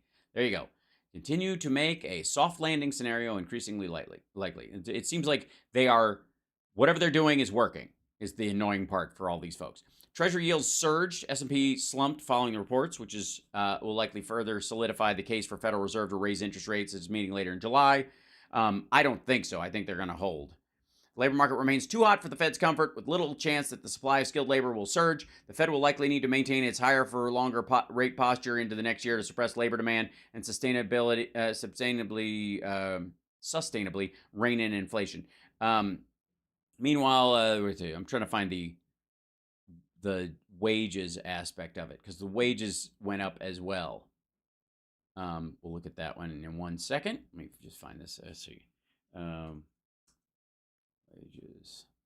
News. Let's do this one. Trying to do these. I'm trying to find the singular. This where minimum wages are rising in the summer. Nevada's lowest wage workers see pay increase with minimum wage hike. Talk to Bruce's face is the same wages as their office job. Job report, labor protection, hourly wages. Three things. Oh, that was the old one. That's 7 hours ago.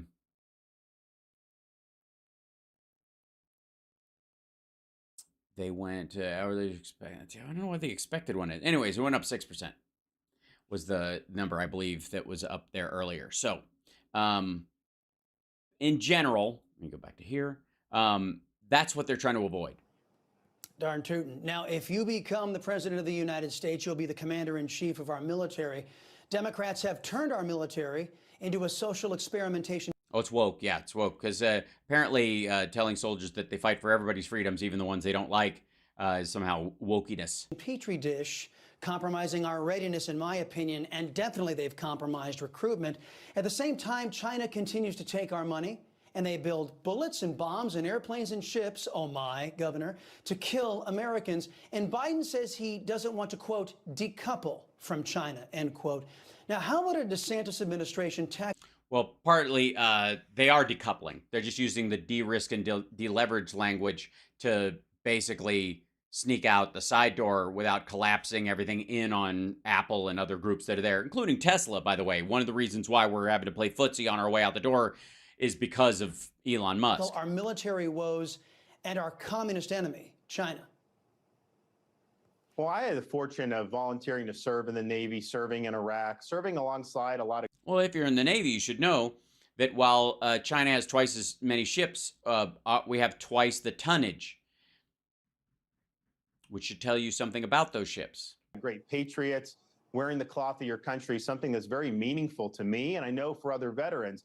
And yet, for the first time in my life, I have veterans coming up to me all the time saying, you know, I don't know that I'd want my kid or grandkid to join today's military, because exactly what you said, it's become a petri dish for social experimentation. They're putting political fads over military readiness. Morale is in the tank. Recruiting is at a generational low because people want to join a military that's mission focused. They don't want to join a military to be a cog in an overall social experiment. So we'll rip the woke out on day one. Well, by the way, the U.S. military is part of a social experiment because we are a broad society under one constitution. We're not a racially homogenous autocratic space. That's new on the fucking planet. It's always been that way. Don't believe me? Ask the Tuskegee Airmen. And here's the thing. China is absolutely a threat to us. Biden has been very weak on China. Obviously, he's had financial dealings his family has had with them. No. So they're being very, very weak with respect to China. How so? I mean, that's a good sentence. I'm sure it sells. Salcido buys it, but he's stupid. You got to convince other people. So tell me how he's been weak on China. What was the quo for the quid pro? I would like to do more with our military to be able to combat China in the Pacific, because I think basically like do the same shit that we're going to have on the border. So what are you going to do? Open fire on them if anybody speaks Chinese in Taiwan? We can deter them. However, you can't pour more resources into it until you fix the underlying culture. So that's a day one issue. There's going to be major changes. What are you going to do? Put don't ask, don't tell back in place? In all the armed services when I become president. I can tell you this, veterans around the country are going to rally to that. And you're going to see people going to be more willing to sign up for the military as a result of getting us focused back to the basics. You don't think we have basic training? Governor Ron DeSantis, I want to thank you for your visit today and also to your team. Your team has been incredible in their... Thank you for arranging not only the questions that I was supposed to ask, but also the punchlines that you would be, I mean, I wouldn't call what I said a setup, but I wouldn't call what you said a punchline either. So thanks for being here and boring. We need a break after that. You're watching House Sparks Megaworldwide. That's the guy who's, he's number 2. I like fighting number 2. On the Republican side, Trump is technically number 2, period. I like fighting number 2. And he's, I don't know if you know this, but Donald Trump is supposedly the most virile and powerful political force on the planet. And the way he shows it is by having half of his party support him. Right. Now, on the other end of the spectrum, and by the way, thank you for being here, chat room, if I may. Hello. Like, subscribe, patreon.com/HalSparks, yada, yada, yada. Hello.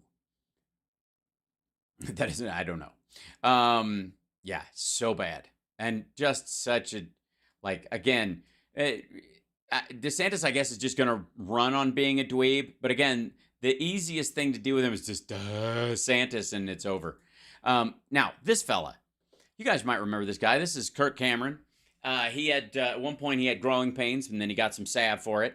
And now he's part of the one-ear iPod Pro brigade, fighting big tech at every turn, except when it comes to putting it in his body. And apparently, the new enemy, and thank God he came on Newsmax to talk about it, is libraries. The libraries. Oh, dear God. For Growing Pains actor and author Kirk Cameron. Why are you having Hollywood on? Is like these Hollywood types on? I mean, obviously these A-listers are all adrenochrome drinking the monster better, but why? You know, that's the Hollywood elites are always telling us how to Hollywood and how to lead ourselves. The governor makes a great point. You can still, it's not banning books. You're not banning them in the state. You're just making sure that taxpayers aren't promoting this with their own money. Yeah, that's exactly right. You're not banning them from public libraries. You're just making sure that they're not carried in public libraries, because public libraries are paid for by the public, and you're a small minority of the public that, fuck, I just painted myself into a corner, didn't I? God damn. This grooming of our children. You're absolutely right. There's a moral standard there that is going to be the basis of our character as a nation. Are we going to be pedophiles, and are we going to be... No, just for the record, we are not. And I have to say, I don't understand why you guys happen to think that pedophilia is going to catch on. I got to say, I'm of the belief that it is a narrow band of human beings, and that those people don't ever really clean up their act. And so once a pedo, always a pedo, and so go to jail and stay there. That's my personal feeling on it. Again, I'm against the death penalty, not because people don't deserve it, but because you can undo a mistake when you haven't killed somebody, and once they're dead, you're like, oops, we were wrong. It was this other guy. That's a problem for me morally as a guy. So I'm willing to let those assholes eat off the state and stay in a small gray room for the rest of their lives so we don't accidentally kill somebody. That said, I believe if anything qualifies as a capital level crime, it's definitely pedophilia. And I do not think, and I don't understand, this is hard for me to grasp. I don't understand people who think it's that easy. I mean, these are the same people who think that there's a gay tractor beam, and that if you're allowed to be around enough gay stuff, you'll just turn gay. And as somebody who was on Queer as Folk for 5 fucking seasons, and no pun intended, it's not going to happen. That's how you know it's deep in there, or it's not. And the idea that I would imagine, not comparing the two to anybody's innate sexuality, but I would say that the traits required to be someone like that's right up there with being a serial killer, and it's not common. I don't think you're gonna pony up to somebody at the bar and go, you ever thought about a 4-year-old? You know what I mean? Because without that person just beating you to death with a chair. Especially if that person was me. That said, so I don't understand the folks who are like, we let this happen. Everybody's going to be. How can you not be? Well, it's actually easy if you're not. If you are one, I guess it would seem like everything around you was tempting you to act that way. I guess that's how an addict thinks about things, right? Destroying the hearts and minds and souls of our kids, or are we going to nourish them with what's beautiful and true and good and right and lasting? Yes, like the story of Lot. And the Sodom and Gomorrah story where the angels showed up and the men showed up at the door and they're like, we want to have sex with those angels. And he was like, here, take my virgin daughters instead. And they're like, nah. And then the angels went, these are not the droids you're looking for. And everybody staggered out into the night. And then they closed in. And angels said, hey, by the way, God's going to wipe this place out because it's quite frankly a fucking dump. So, but God's a great judge of character. And even though you just offered your own daughters to a bunch of rapists, he likes the cut of your jib. He thinks you're good people. You, your wife, obviously, she's not the kind to be nostalgic or look back or anything like that. And so we're just telling you, tomorrow morning, you should probably fuck off. And the whole city's going to be destroyed. And whatever you do, just don't look back, whatever. And then, of course, of the entire city, found 4 people, and they left. And one of them looked back. I mean, obviously, it was the woman, because, I mean, after the whole Apple thing, do you think any of them listen? Honestly. And then that night, they haven't got a house anymore because their city was destroyed by the wrath of God. And his daughters were bored and worried that there aren't any other people in the world, and how we're going to repopulate this place. So they got their dad drunk and they had sex with him. And why can't we read that nourishing story to the children? Please tell me Kirk Cameron has done an audiobook version of the Bible and I can find that section. But this is complete hypocrisy on the part of the left, because I've got a book that teaches kids about humility, love, joy, kindness, peace, and which rags to sniff and which ones to avoid. They are not only banning it in public libraries, they've now gone to the national I don't know that there are any public libraries. level, and the American Library Association is outright sabotaging and censoring and suppressing good books like this from. Or is it the like part? What's the comparative structure where you're saying your book is like these other books and these other books are being kicked out and your book's just getting scooped up with all these sick books? What's happening? Libraries across the country. We're actually launching an investigation. Very exciting. At the national level. Into kids' bedrooms. What? To hold the American Library Association accountable for their violation of the Constitution and for actively denying people of faith the opportunity to read books in public libraries. Yeah, I've never really had a problem with that. They even have a copy of the Bible there if you want. There's several copies in several different languages, actually. So they're all about book banning. It's just a matter of which books. That's right. That is true. So obviously your children's pop-up book, Daddy Likes to Put His Pee-Pee in the Dog, is going to be on that list. They want to ban. Kirk, are they banning this gender queer book that seems to be popping up in so many curriculum around the country for little kids, for 12-year-olds? Are they banning that, the American Library Association? No, of course not. Of course they're not they're not banning this book in the public library. In the school libraries, yeah, because it's a school library. And that's what their mantra is that they want to make all types of information available to all people. No. Regardless of their views. Well, no. I mean, nobody can force you to read it if your view is against it. You know? And by the way, there's a reason to have books that you're against in the library so you can check them out instead of having to buy them to read them. You know what I mean? Like I am never going to buy a copy of Mein Kampf, but I'm glad it's at the library if I need to read it for research purposes, right? But what they're not saying to you, but what they're saying behind the scenes to us is unless we don't agree with your view. So when I first started reading these books and was being denied by woke libraries, that was small change. That's a few libraries that don't want me to read the book. But now, yeah, I think it's the banana thing that they're just worried. They saw the banana video. You guys, I think that's what that is. You guys, right? You guys know the banana video, right? Please tell me you know the banana. If you don't, you're about to find out. Ladies and gentlemen, if I may, probably the single greatest work that Kirk Cameron has ever done, if I may present to you, once again,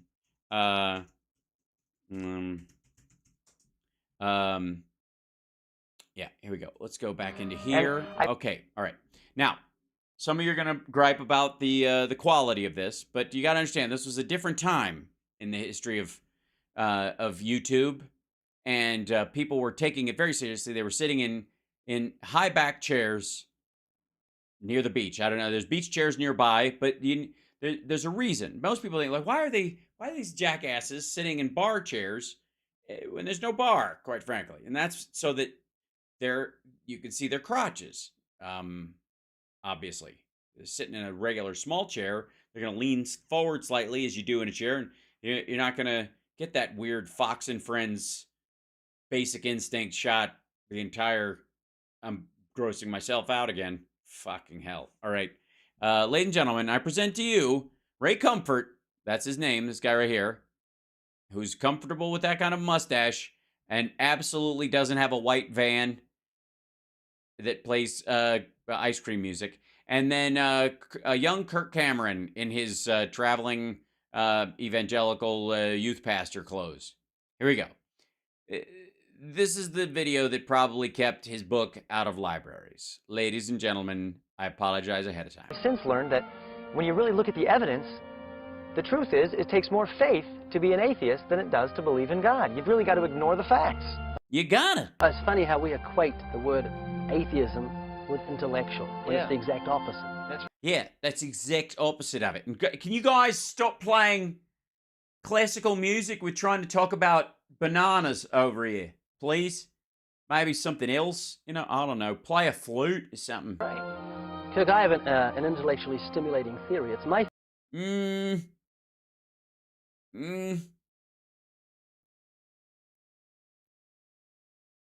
Intellectually stimulating thing. No.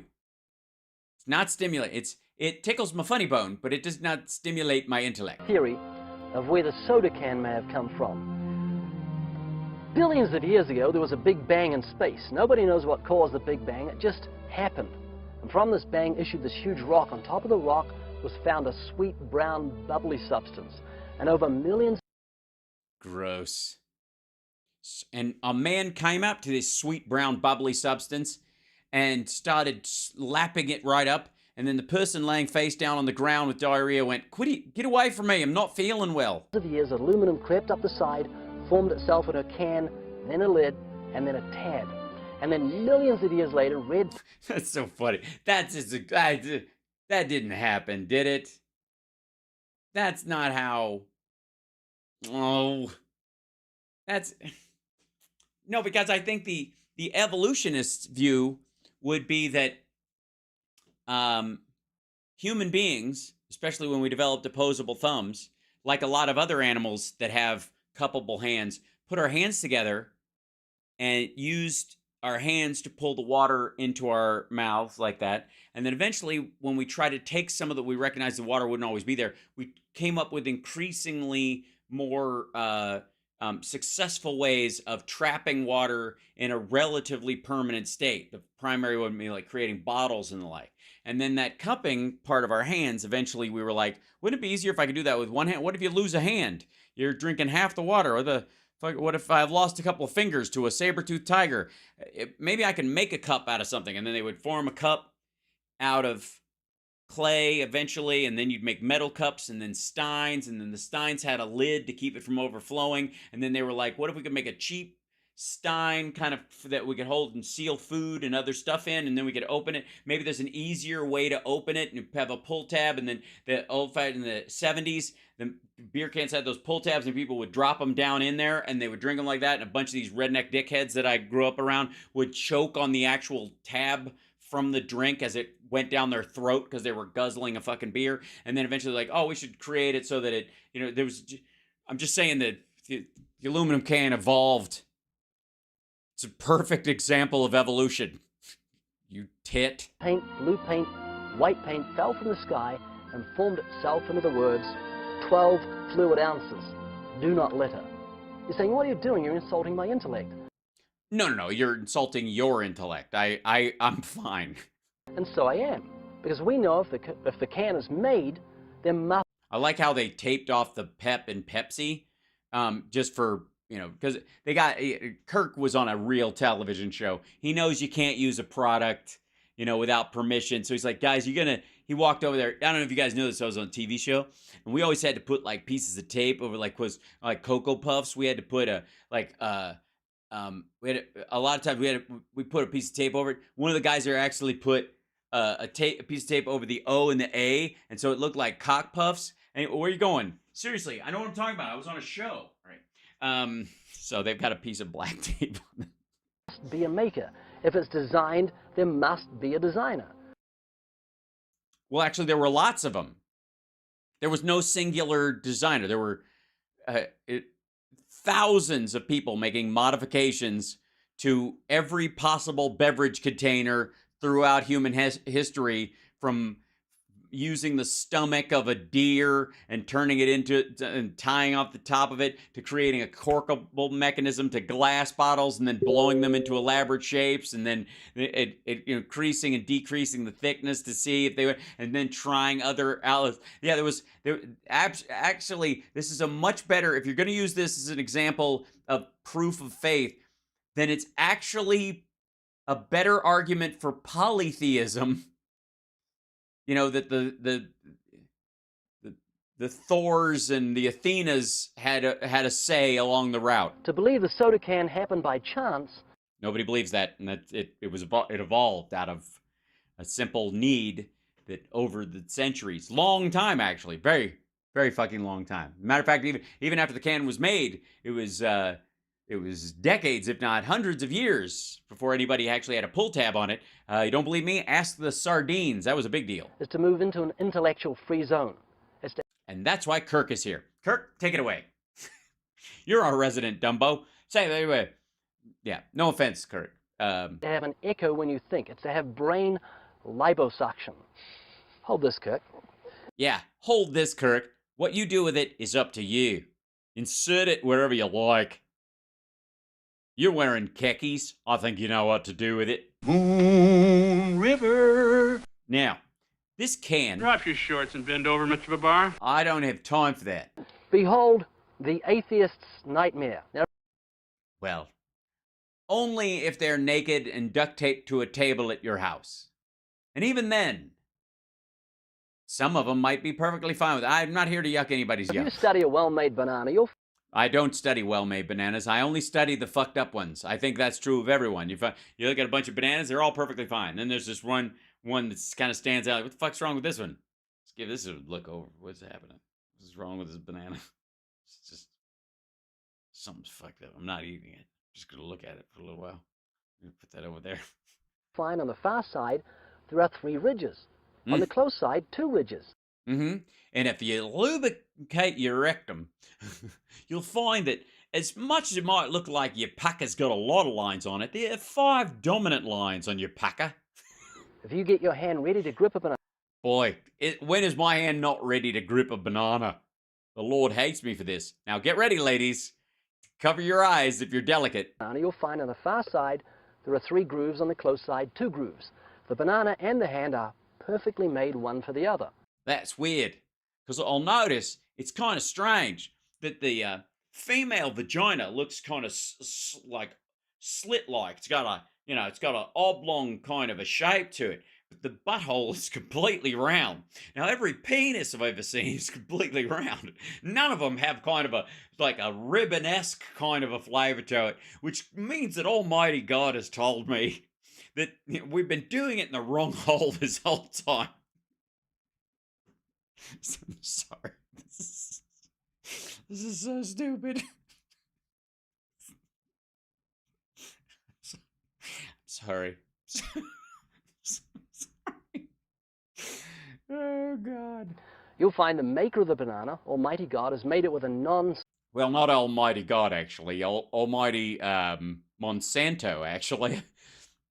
This is a specially formed banana, but they didn't always look like that. As a matter of fact, hey, asshole, I don't know what to tell you, but hundreds of people have been involved in the evolution of the current banana. Lots of people. Again, a better argument for polytheistic beliefs than a singular God. There's never been one God of fruit husbandry. Slip surface.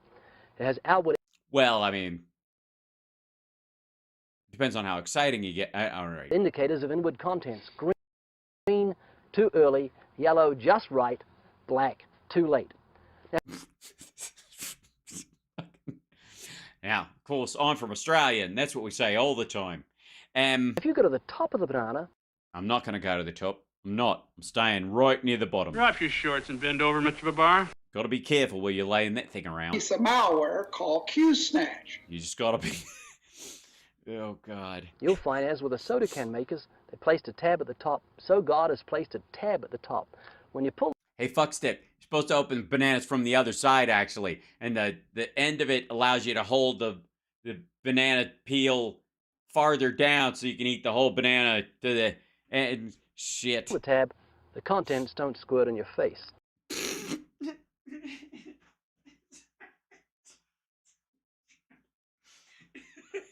Okay. I'm sorry, I forgot that was coming. That's my fault. My bad. I should have warned you guys. I'm sorry. You God what? has placed a tab at the top. When you pull the tab, the contents don't squirt in your face. Well, maybe you're pulling too hard or not hard enough. I mean, obviously it's different. You got to feel around. Almighty God has created different bananas for different folks. Dear God. Sorry. Oh God, this is so fun. You'll find the wrapper, which is biodegradable. But don't eat it. Never chew on the remnants. Has perforations. Ew. Notice how gracefully it sits over the human hand. Yes, it's like its own napkin. You know what I mean? It's like the foreskin. Never mind. Kirk, you know. Here's some crayons. Draw them a picture. Notice it has a point at the top for ease of entry.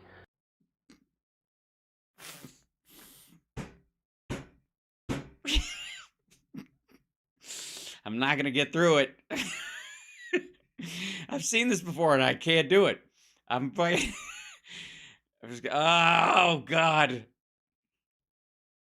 Ease of entry. Don't do the mouth thing. You're gonna do his mouth. He's gonna get his mouth ready for the banana. Fuck, here it comes. It's just the right shape for the human mouth. Notice how fast he does it. He's like, don't take a picture of it. You guys fucking with me. Every time I do this bit when I go to church, and I'm rolling around the country, and I do the whole banana mouth thing, and you guys are like, click and fuck, and then I come in, and then inside the tour bus, there's like 65 pictures. I'm not doing that's all I'm doing. Fuck you. You're not going to trap me, you bastards. Notice it has a point at the top for ease of entry. It's just the right shape for the human mouth. Maybe yours, I don't know. It's just, and it's great for gnawing, you know, where you can scrape your teeth right across the top of it and kind of, it's even soft. Quite frankly, doesn't even require teeth to consume. So obviously evidence that Almighty God wants you to take a ball peen hammer, which was ironically created by the Almighty Thor, and knock your fucking teeth out and gum bananas to your heart's content. Easy to digest. Fuck, that's why they have to keep him off camera, because he's still not old enough to miss all this shit. And it's even curved toward the face to make the whole process so much easier. Yeah, it's called Peyronie's disease, and there's a treatment that might talk to your doctor about the.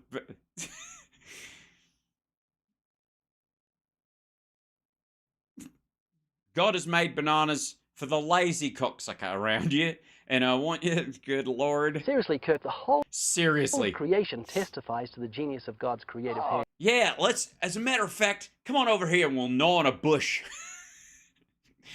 God, Almighty God has made the berries in this bush hard to find, because women can't be trusted.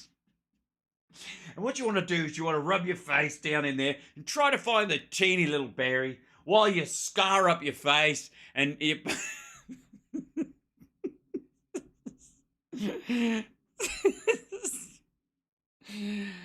Oh, God. Please, God, let him hold up his book that they won't allow in the libraries, and it's just called The Banana and Me. Please, please. It absolutely does. You think of the human eye. Yeah, after a banana squirted right in it, I can't stop thinking about it. Yeah, when you ever pull on it really hard and it squirts you right in the eye. And it's not white like this. I mean, obviously, it'd be all bloodshot and all that.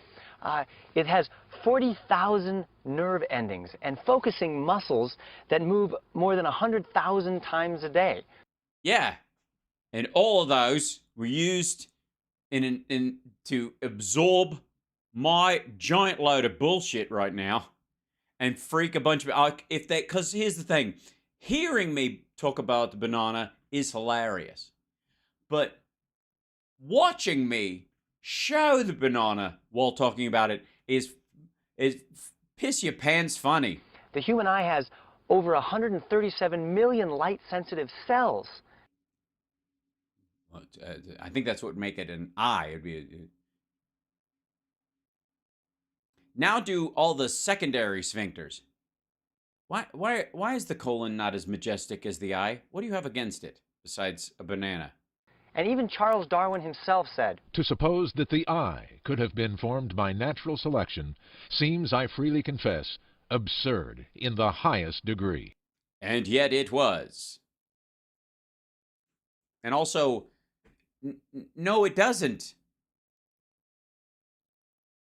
I mean, you're literally talking about the evolution of movement sensors being refined over millennia. That's all it is. It's a movement sensor. That's all it is.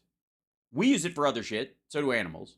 And color distinctions and mating and seeing if food is good to eat or bad to eat and all that kind of shit. And that all came later. Just like the banana right in your eye. so even the creator of the theory of evolution says it just goes against my common sense and logic. Yeah, you think that does it? Take a look at this mango. Now I've sliced it in half, and if you'll notice, the middle here is nice and squirty.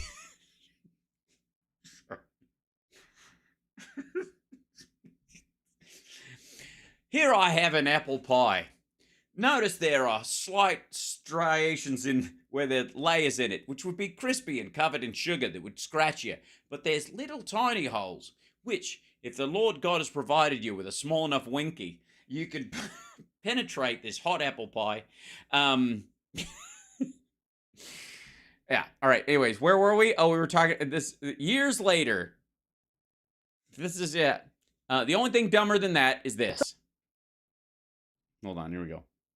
I'm pushing the wrong button. It happens. Now the American Library Association is an independent federal agency. This is like the Department of Education or like the American Medical Association. The IMLS, the Institute for Museum and Library Services, funds with taxpayer dollars $250 million to the ALA. And they are downright practicing in censorship, sabotage, and suppression. Censorship, sabotage, and suppression. The 3 S's of illiteracy. Hold on. I've got to look up Kirk Cameron's book real quick. Give me 1 second.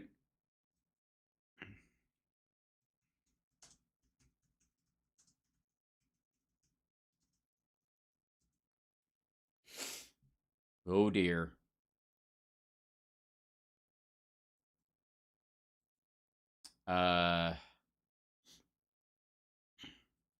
This worries me.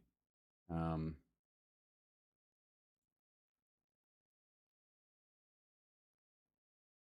see. I gotta.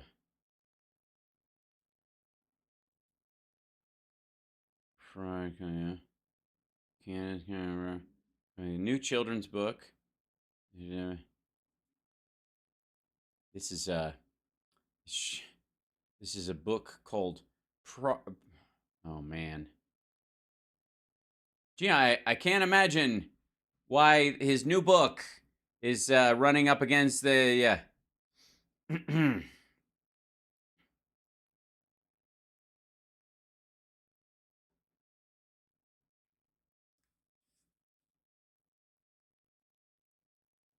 Mm-hmm. Pride comes before the fall.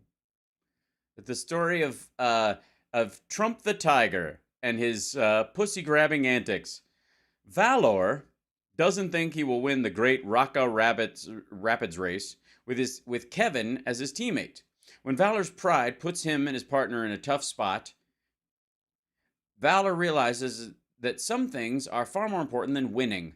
Join Valor and Kevin as they learn about humility and then complete the brave challenge at the back of the book with your own family. Oh, dear God. Frequently bought together, his books In the Image of God, a story of identity and value, and As You Grow. That's the next book that's on here. As You Grow. On Freedom Island, good battles evil, and truth prevails. Starting from a seed, Sky Tree has grown into a massive tree through the trials and triumphs along the way. It includes activities at the end for saving Sky Tree from the evil tiger Blackheart by sharing the fruits of the spirit. What? Spirit? Yes, he did, sir. No, spirit. Bravado. A touch of daring do. Oh, about 11:30, sir. Let's look more into this. Nope. Adapted from perusal of book. By sharing the fruits of the spirit. Adapted from perusal. They perused the book. It was a drive-by perusing. Oh, good. Where were we? Try to get this stuff. Hold on. This. I'm almost out of time. Fuck these crazy kooks. Probably buy another in there. Let's go. All right. We've had enough Kirk Cameron for today, but that's the reason the reason his book is getting pushed out is because it's seen as an anti-pride, anti-gay screed. So anyways, God, peruse. A perusal into the fruits of crime, don't you know? That the larch. Now, we certainly can't finish today. Ladies and gentlemen who've gathered with me today on this wonderful afternoon, at a place of our own choice, a field of knowledge and understanding that I think all of you can understand. Yeah. And together we have come here to confront ideas both serious and humiliatingly stupid, together forming a sort of a thought soup in a goo, if I might, a burgoo of thoughts in our own head. And from those thoughts, hopefully, we will sprout forth a little seedling that has been dropped from the sky after a great windstorm into the loving arms of a moist turd, where we can find our way towards the sun. But none of us will be able to find it if we are not first graced by the power, the majesty, the strength, the importance of Glenn TV Glenn's. It's a strange name, but you'll get used to it. TV is his middle name. Glenn TV Glenn's most powerful speech. It's not for you to decide. He doesn't even know. He's very sweaty. He's very pale. We think he's sick. And we don't know why he's pulled his hair forward that way.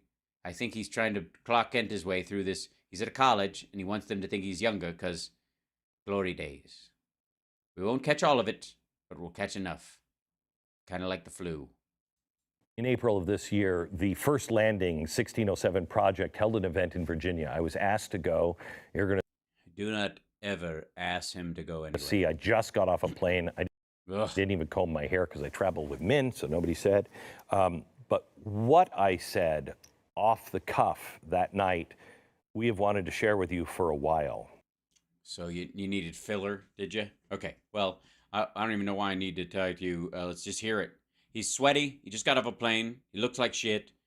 But he's the kind of person you'd want to take advice from. What was said. What is happening is not an American thing. No, absolutely not. This should be, and I'm so glad it's being translated in so many different languages, this is a message to the world. What media is not showing you is this is happening all over the world. UFOs. He's talking about UFOs, I bet. The people are rising up, and it's not right and left. It is really No, it's some right and some left, and sometimes they're rising up against good things, and sometimes they're rising up against bad things, and it's hard to mix, and not all of them are at the same time. So you can't just borrow someone else's uprising and say it's yours. Especially, like, let's just say, I don't know, the Islamic Revolution or the Jasmine Spring. The idea that the Arab Spring, that somehow you guys don't want those guys to come over here, even though they are fighting exactly for the kind of religious plurality or freedom that the founding fathers and everybody else you bring up that they fought. Never mind. truly elites versus the people. It totally is. It is the elites versus the people. That's right. And obviously there are no elites there in terms of reading, writing, arithmetic. We can sit in our own communities and we all talk like this. We all say it. This isn't that hard to fix. We all know what the problems are. Yes, you. It wouldn't take many of us very long to fix this thing. Well, unfortunately, it would require the murder of a lot of people, though. A lot of those solutions that you're thinking happen quickly involve the death of lots of people. But please continue. Okay? Because all you have to do is return to principles. No, you don't, because those principles only worked when there was like 800,000 people on the planet, and they weren't so hot then.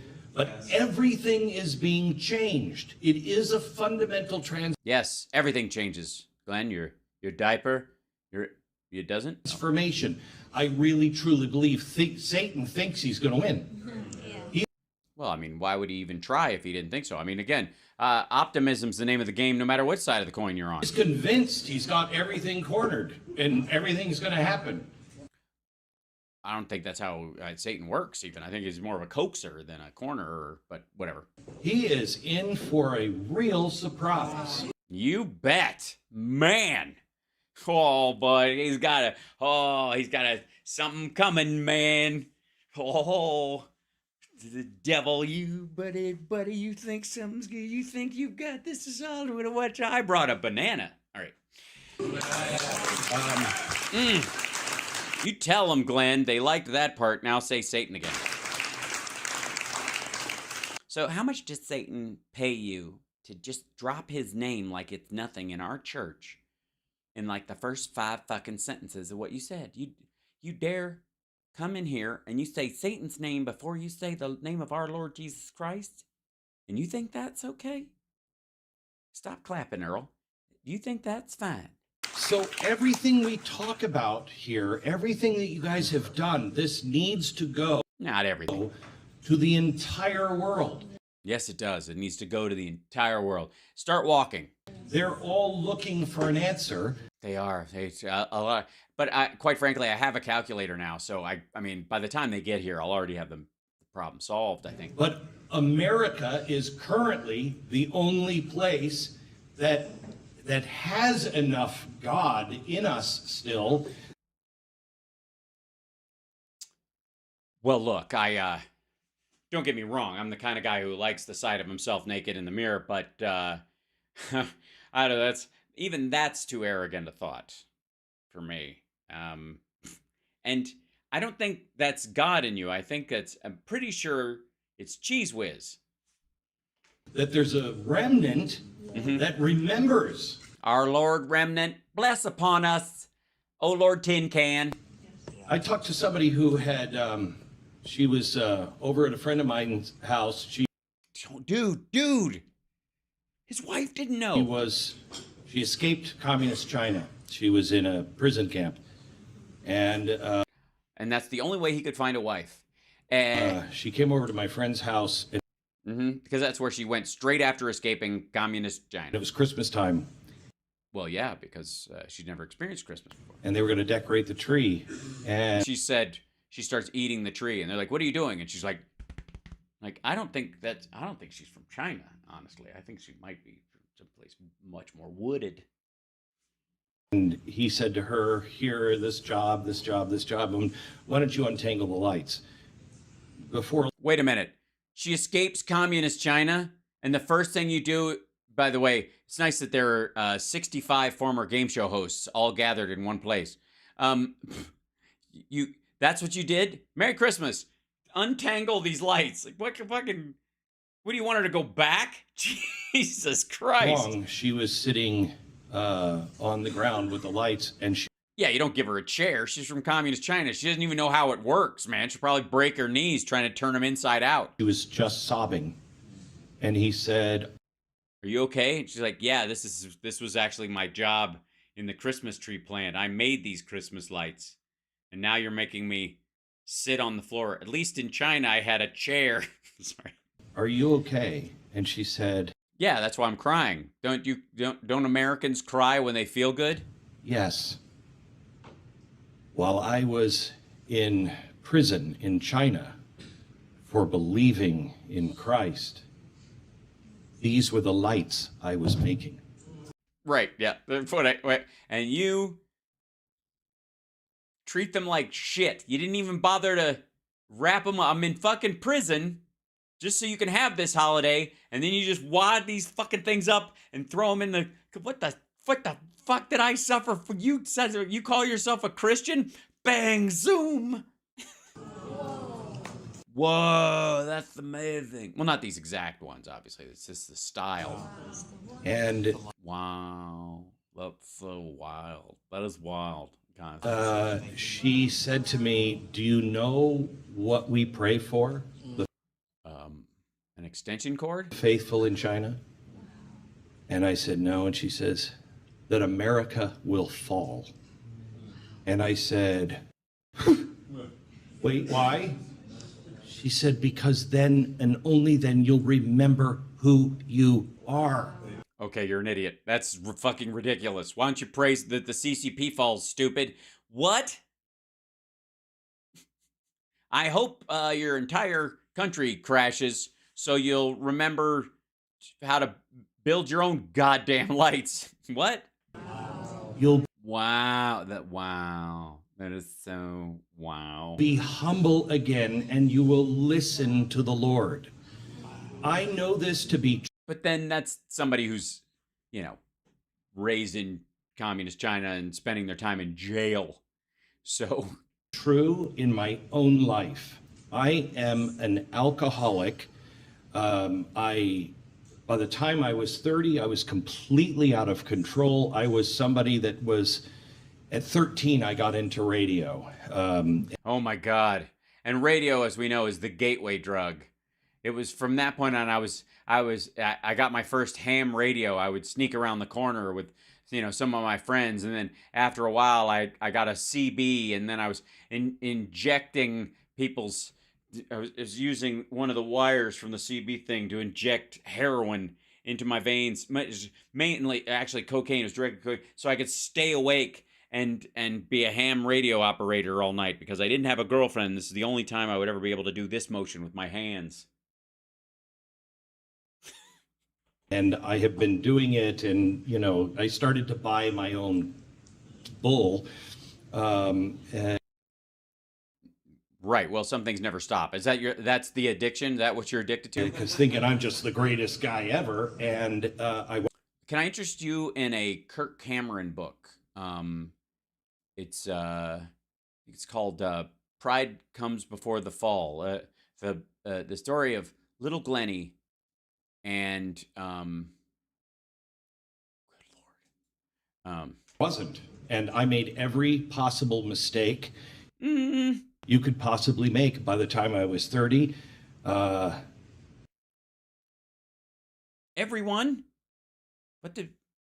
Well, congratulations. I have to say, you really applied yourself. I was completely out of control. I lost my family. I lost my career. I lost my car keys. I was in the middle of a field. I lost my pants. I lost everything.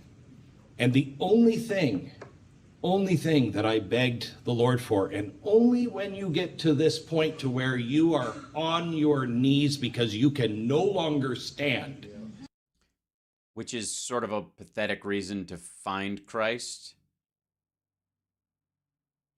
Can't recognize gaps in your life until you're flat on your back. Is that the idea? Is that you're so weak of character and so self-fucking involved that you can't be yourself and see greater things beyond the tip of your fucking nose unless...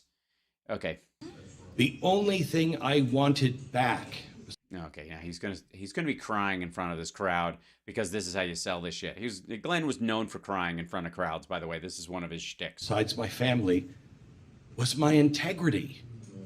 Oh, well, you know, some things never come back. You know, and there's no little blue pill for that. All right. I just wanted to let my yes be yes and my no mean no.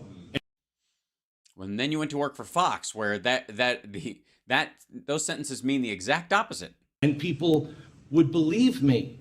And I begged him, I will do anything, Lord. I have screwed everything up. And I white-knuckled it for about 4 years. And when I finally stood in the waters of baptism, I wept. Took you 4 years to get baptized after that moment? Yeah, I'll do anything, Lord, except get baptized. Give me a couple years to warm up to that idea. But I'll do anything you ask for, except the only thing you actually asked for. Honestly, this is a fucking sales pitch. As a kid in Peaks Mill Christian Church, sitting in pews, watching dudes like this roll through one after a fucking other, I have a issue with these dickheads selling this. This is the oldest trick, second oldest trick in the book, the fifth oldest. I don't have an original copy of the book, so there's been a lot of shuffling over the years. Because I knew that God ceases to be God if he doesn't keep his part of the bargain.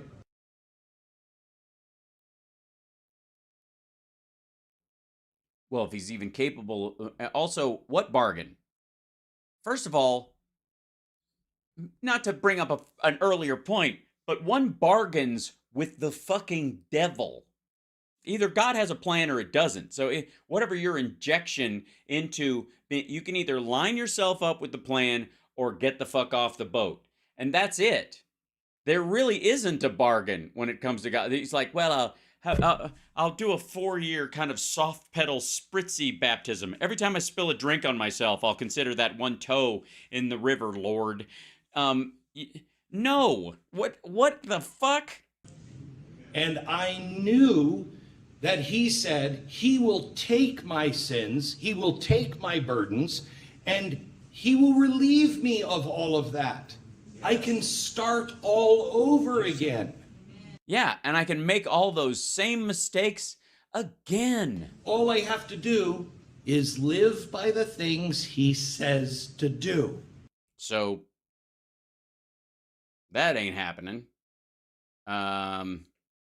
And I stood in the water, and I urge you to consider everything that you're doing today, because... Yeah, unlike other days where don't consider everything. I mean, it's a weird thought exercise. You don't want to really do it on a day when you got like a stomach flu. I was foolish enough. I was desperate, so desperate. For a root beer float from Sonic. That I challenged him.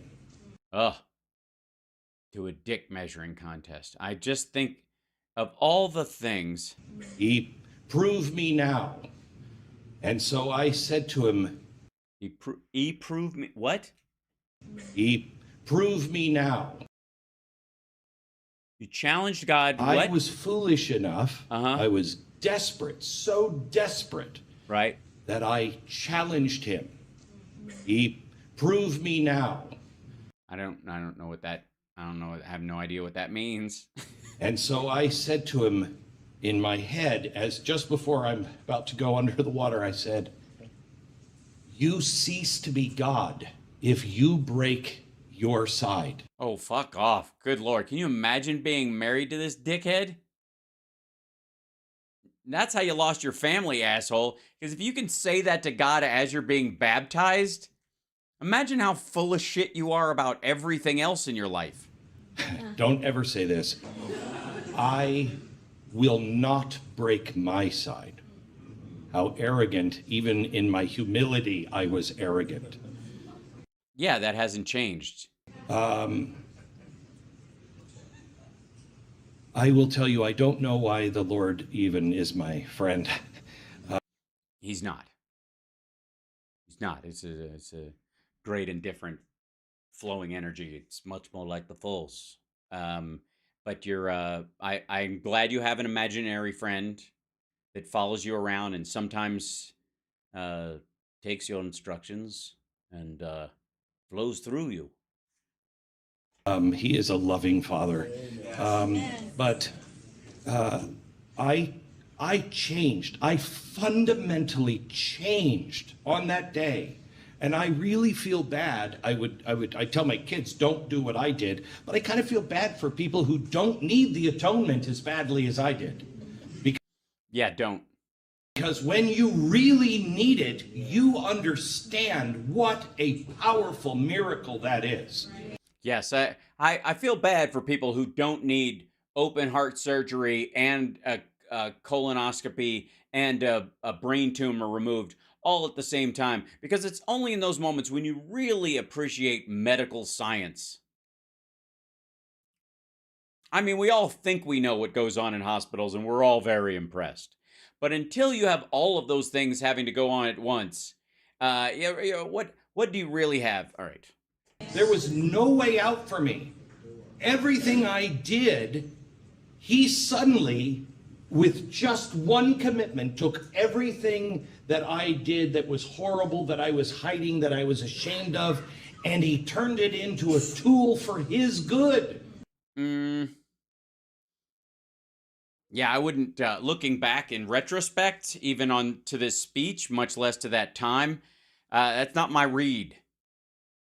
It sounds like to me you maintained that arrogant response and you deluded yourself into thinking that all of your problems were now pluses because God is your personal get out of jail free card, and that you treated salvation and repentance like a flush toilet. You make a stinky and then you hit the handle and then it goes away forever and all clean and go bye-bye. And God is essentially your diaper from that point forward. It's miraculous how that happens. No, it isn't. It's deluded. It's self-involved bullshitting of oneself. Okay? It is true. I first want to bear my testimony to you. Thank God he said testimony. That God knows you. He knows our situation. Well, he would have to be, or he's in God. I don't know about that whole deal business, but if God doesn't know everything, that's kind of a deal breaker. That's where you're like, wait a minute, I was able to trick you. Satan, you knucklehead. He knows the people who are currently so deceived. Yes, he knows if you've been sleeping. He knows if you're awake. He knows if you've been bad or good.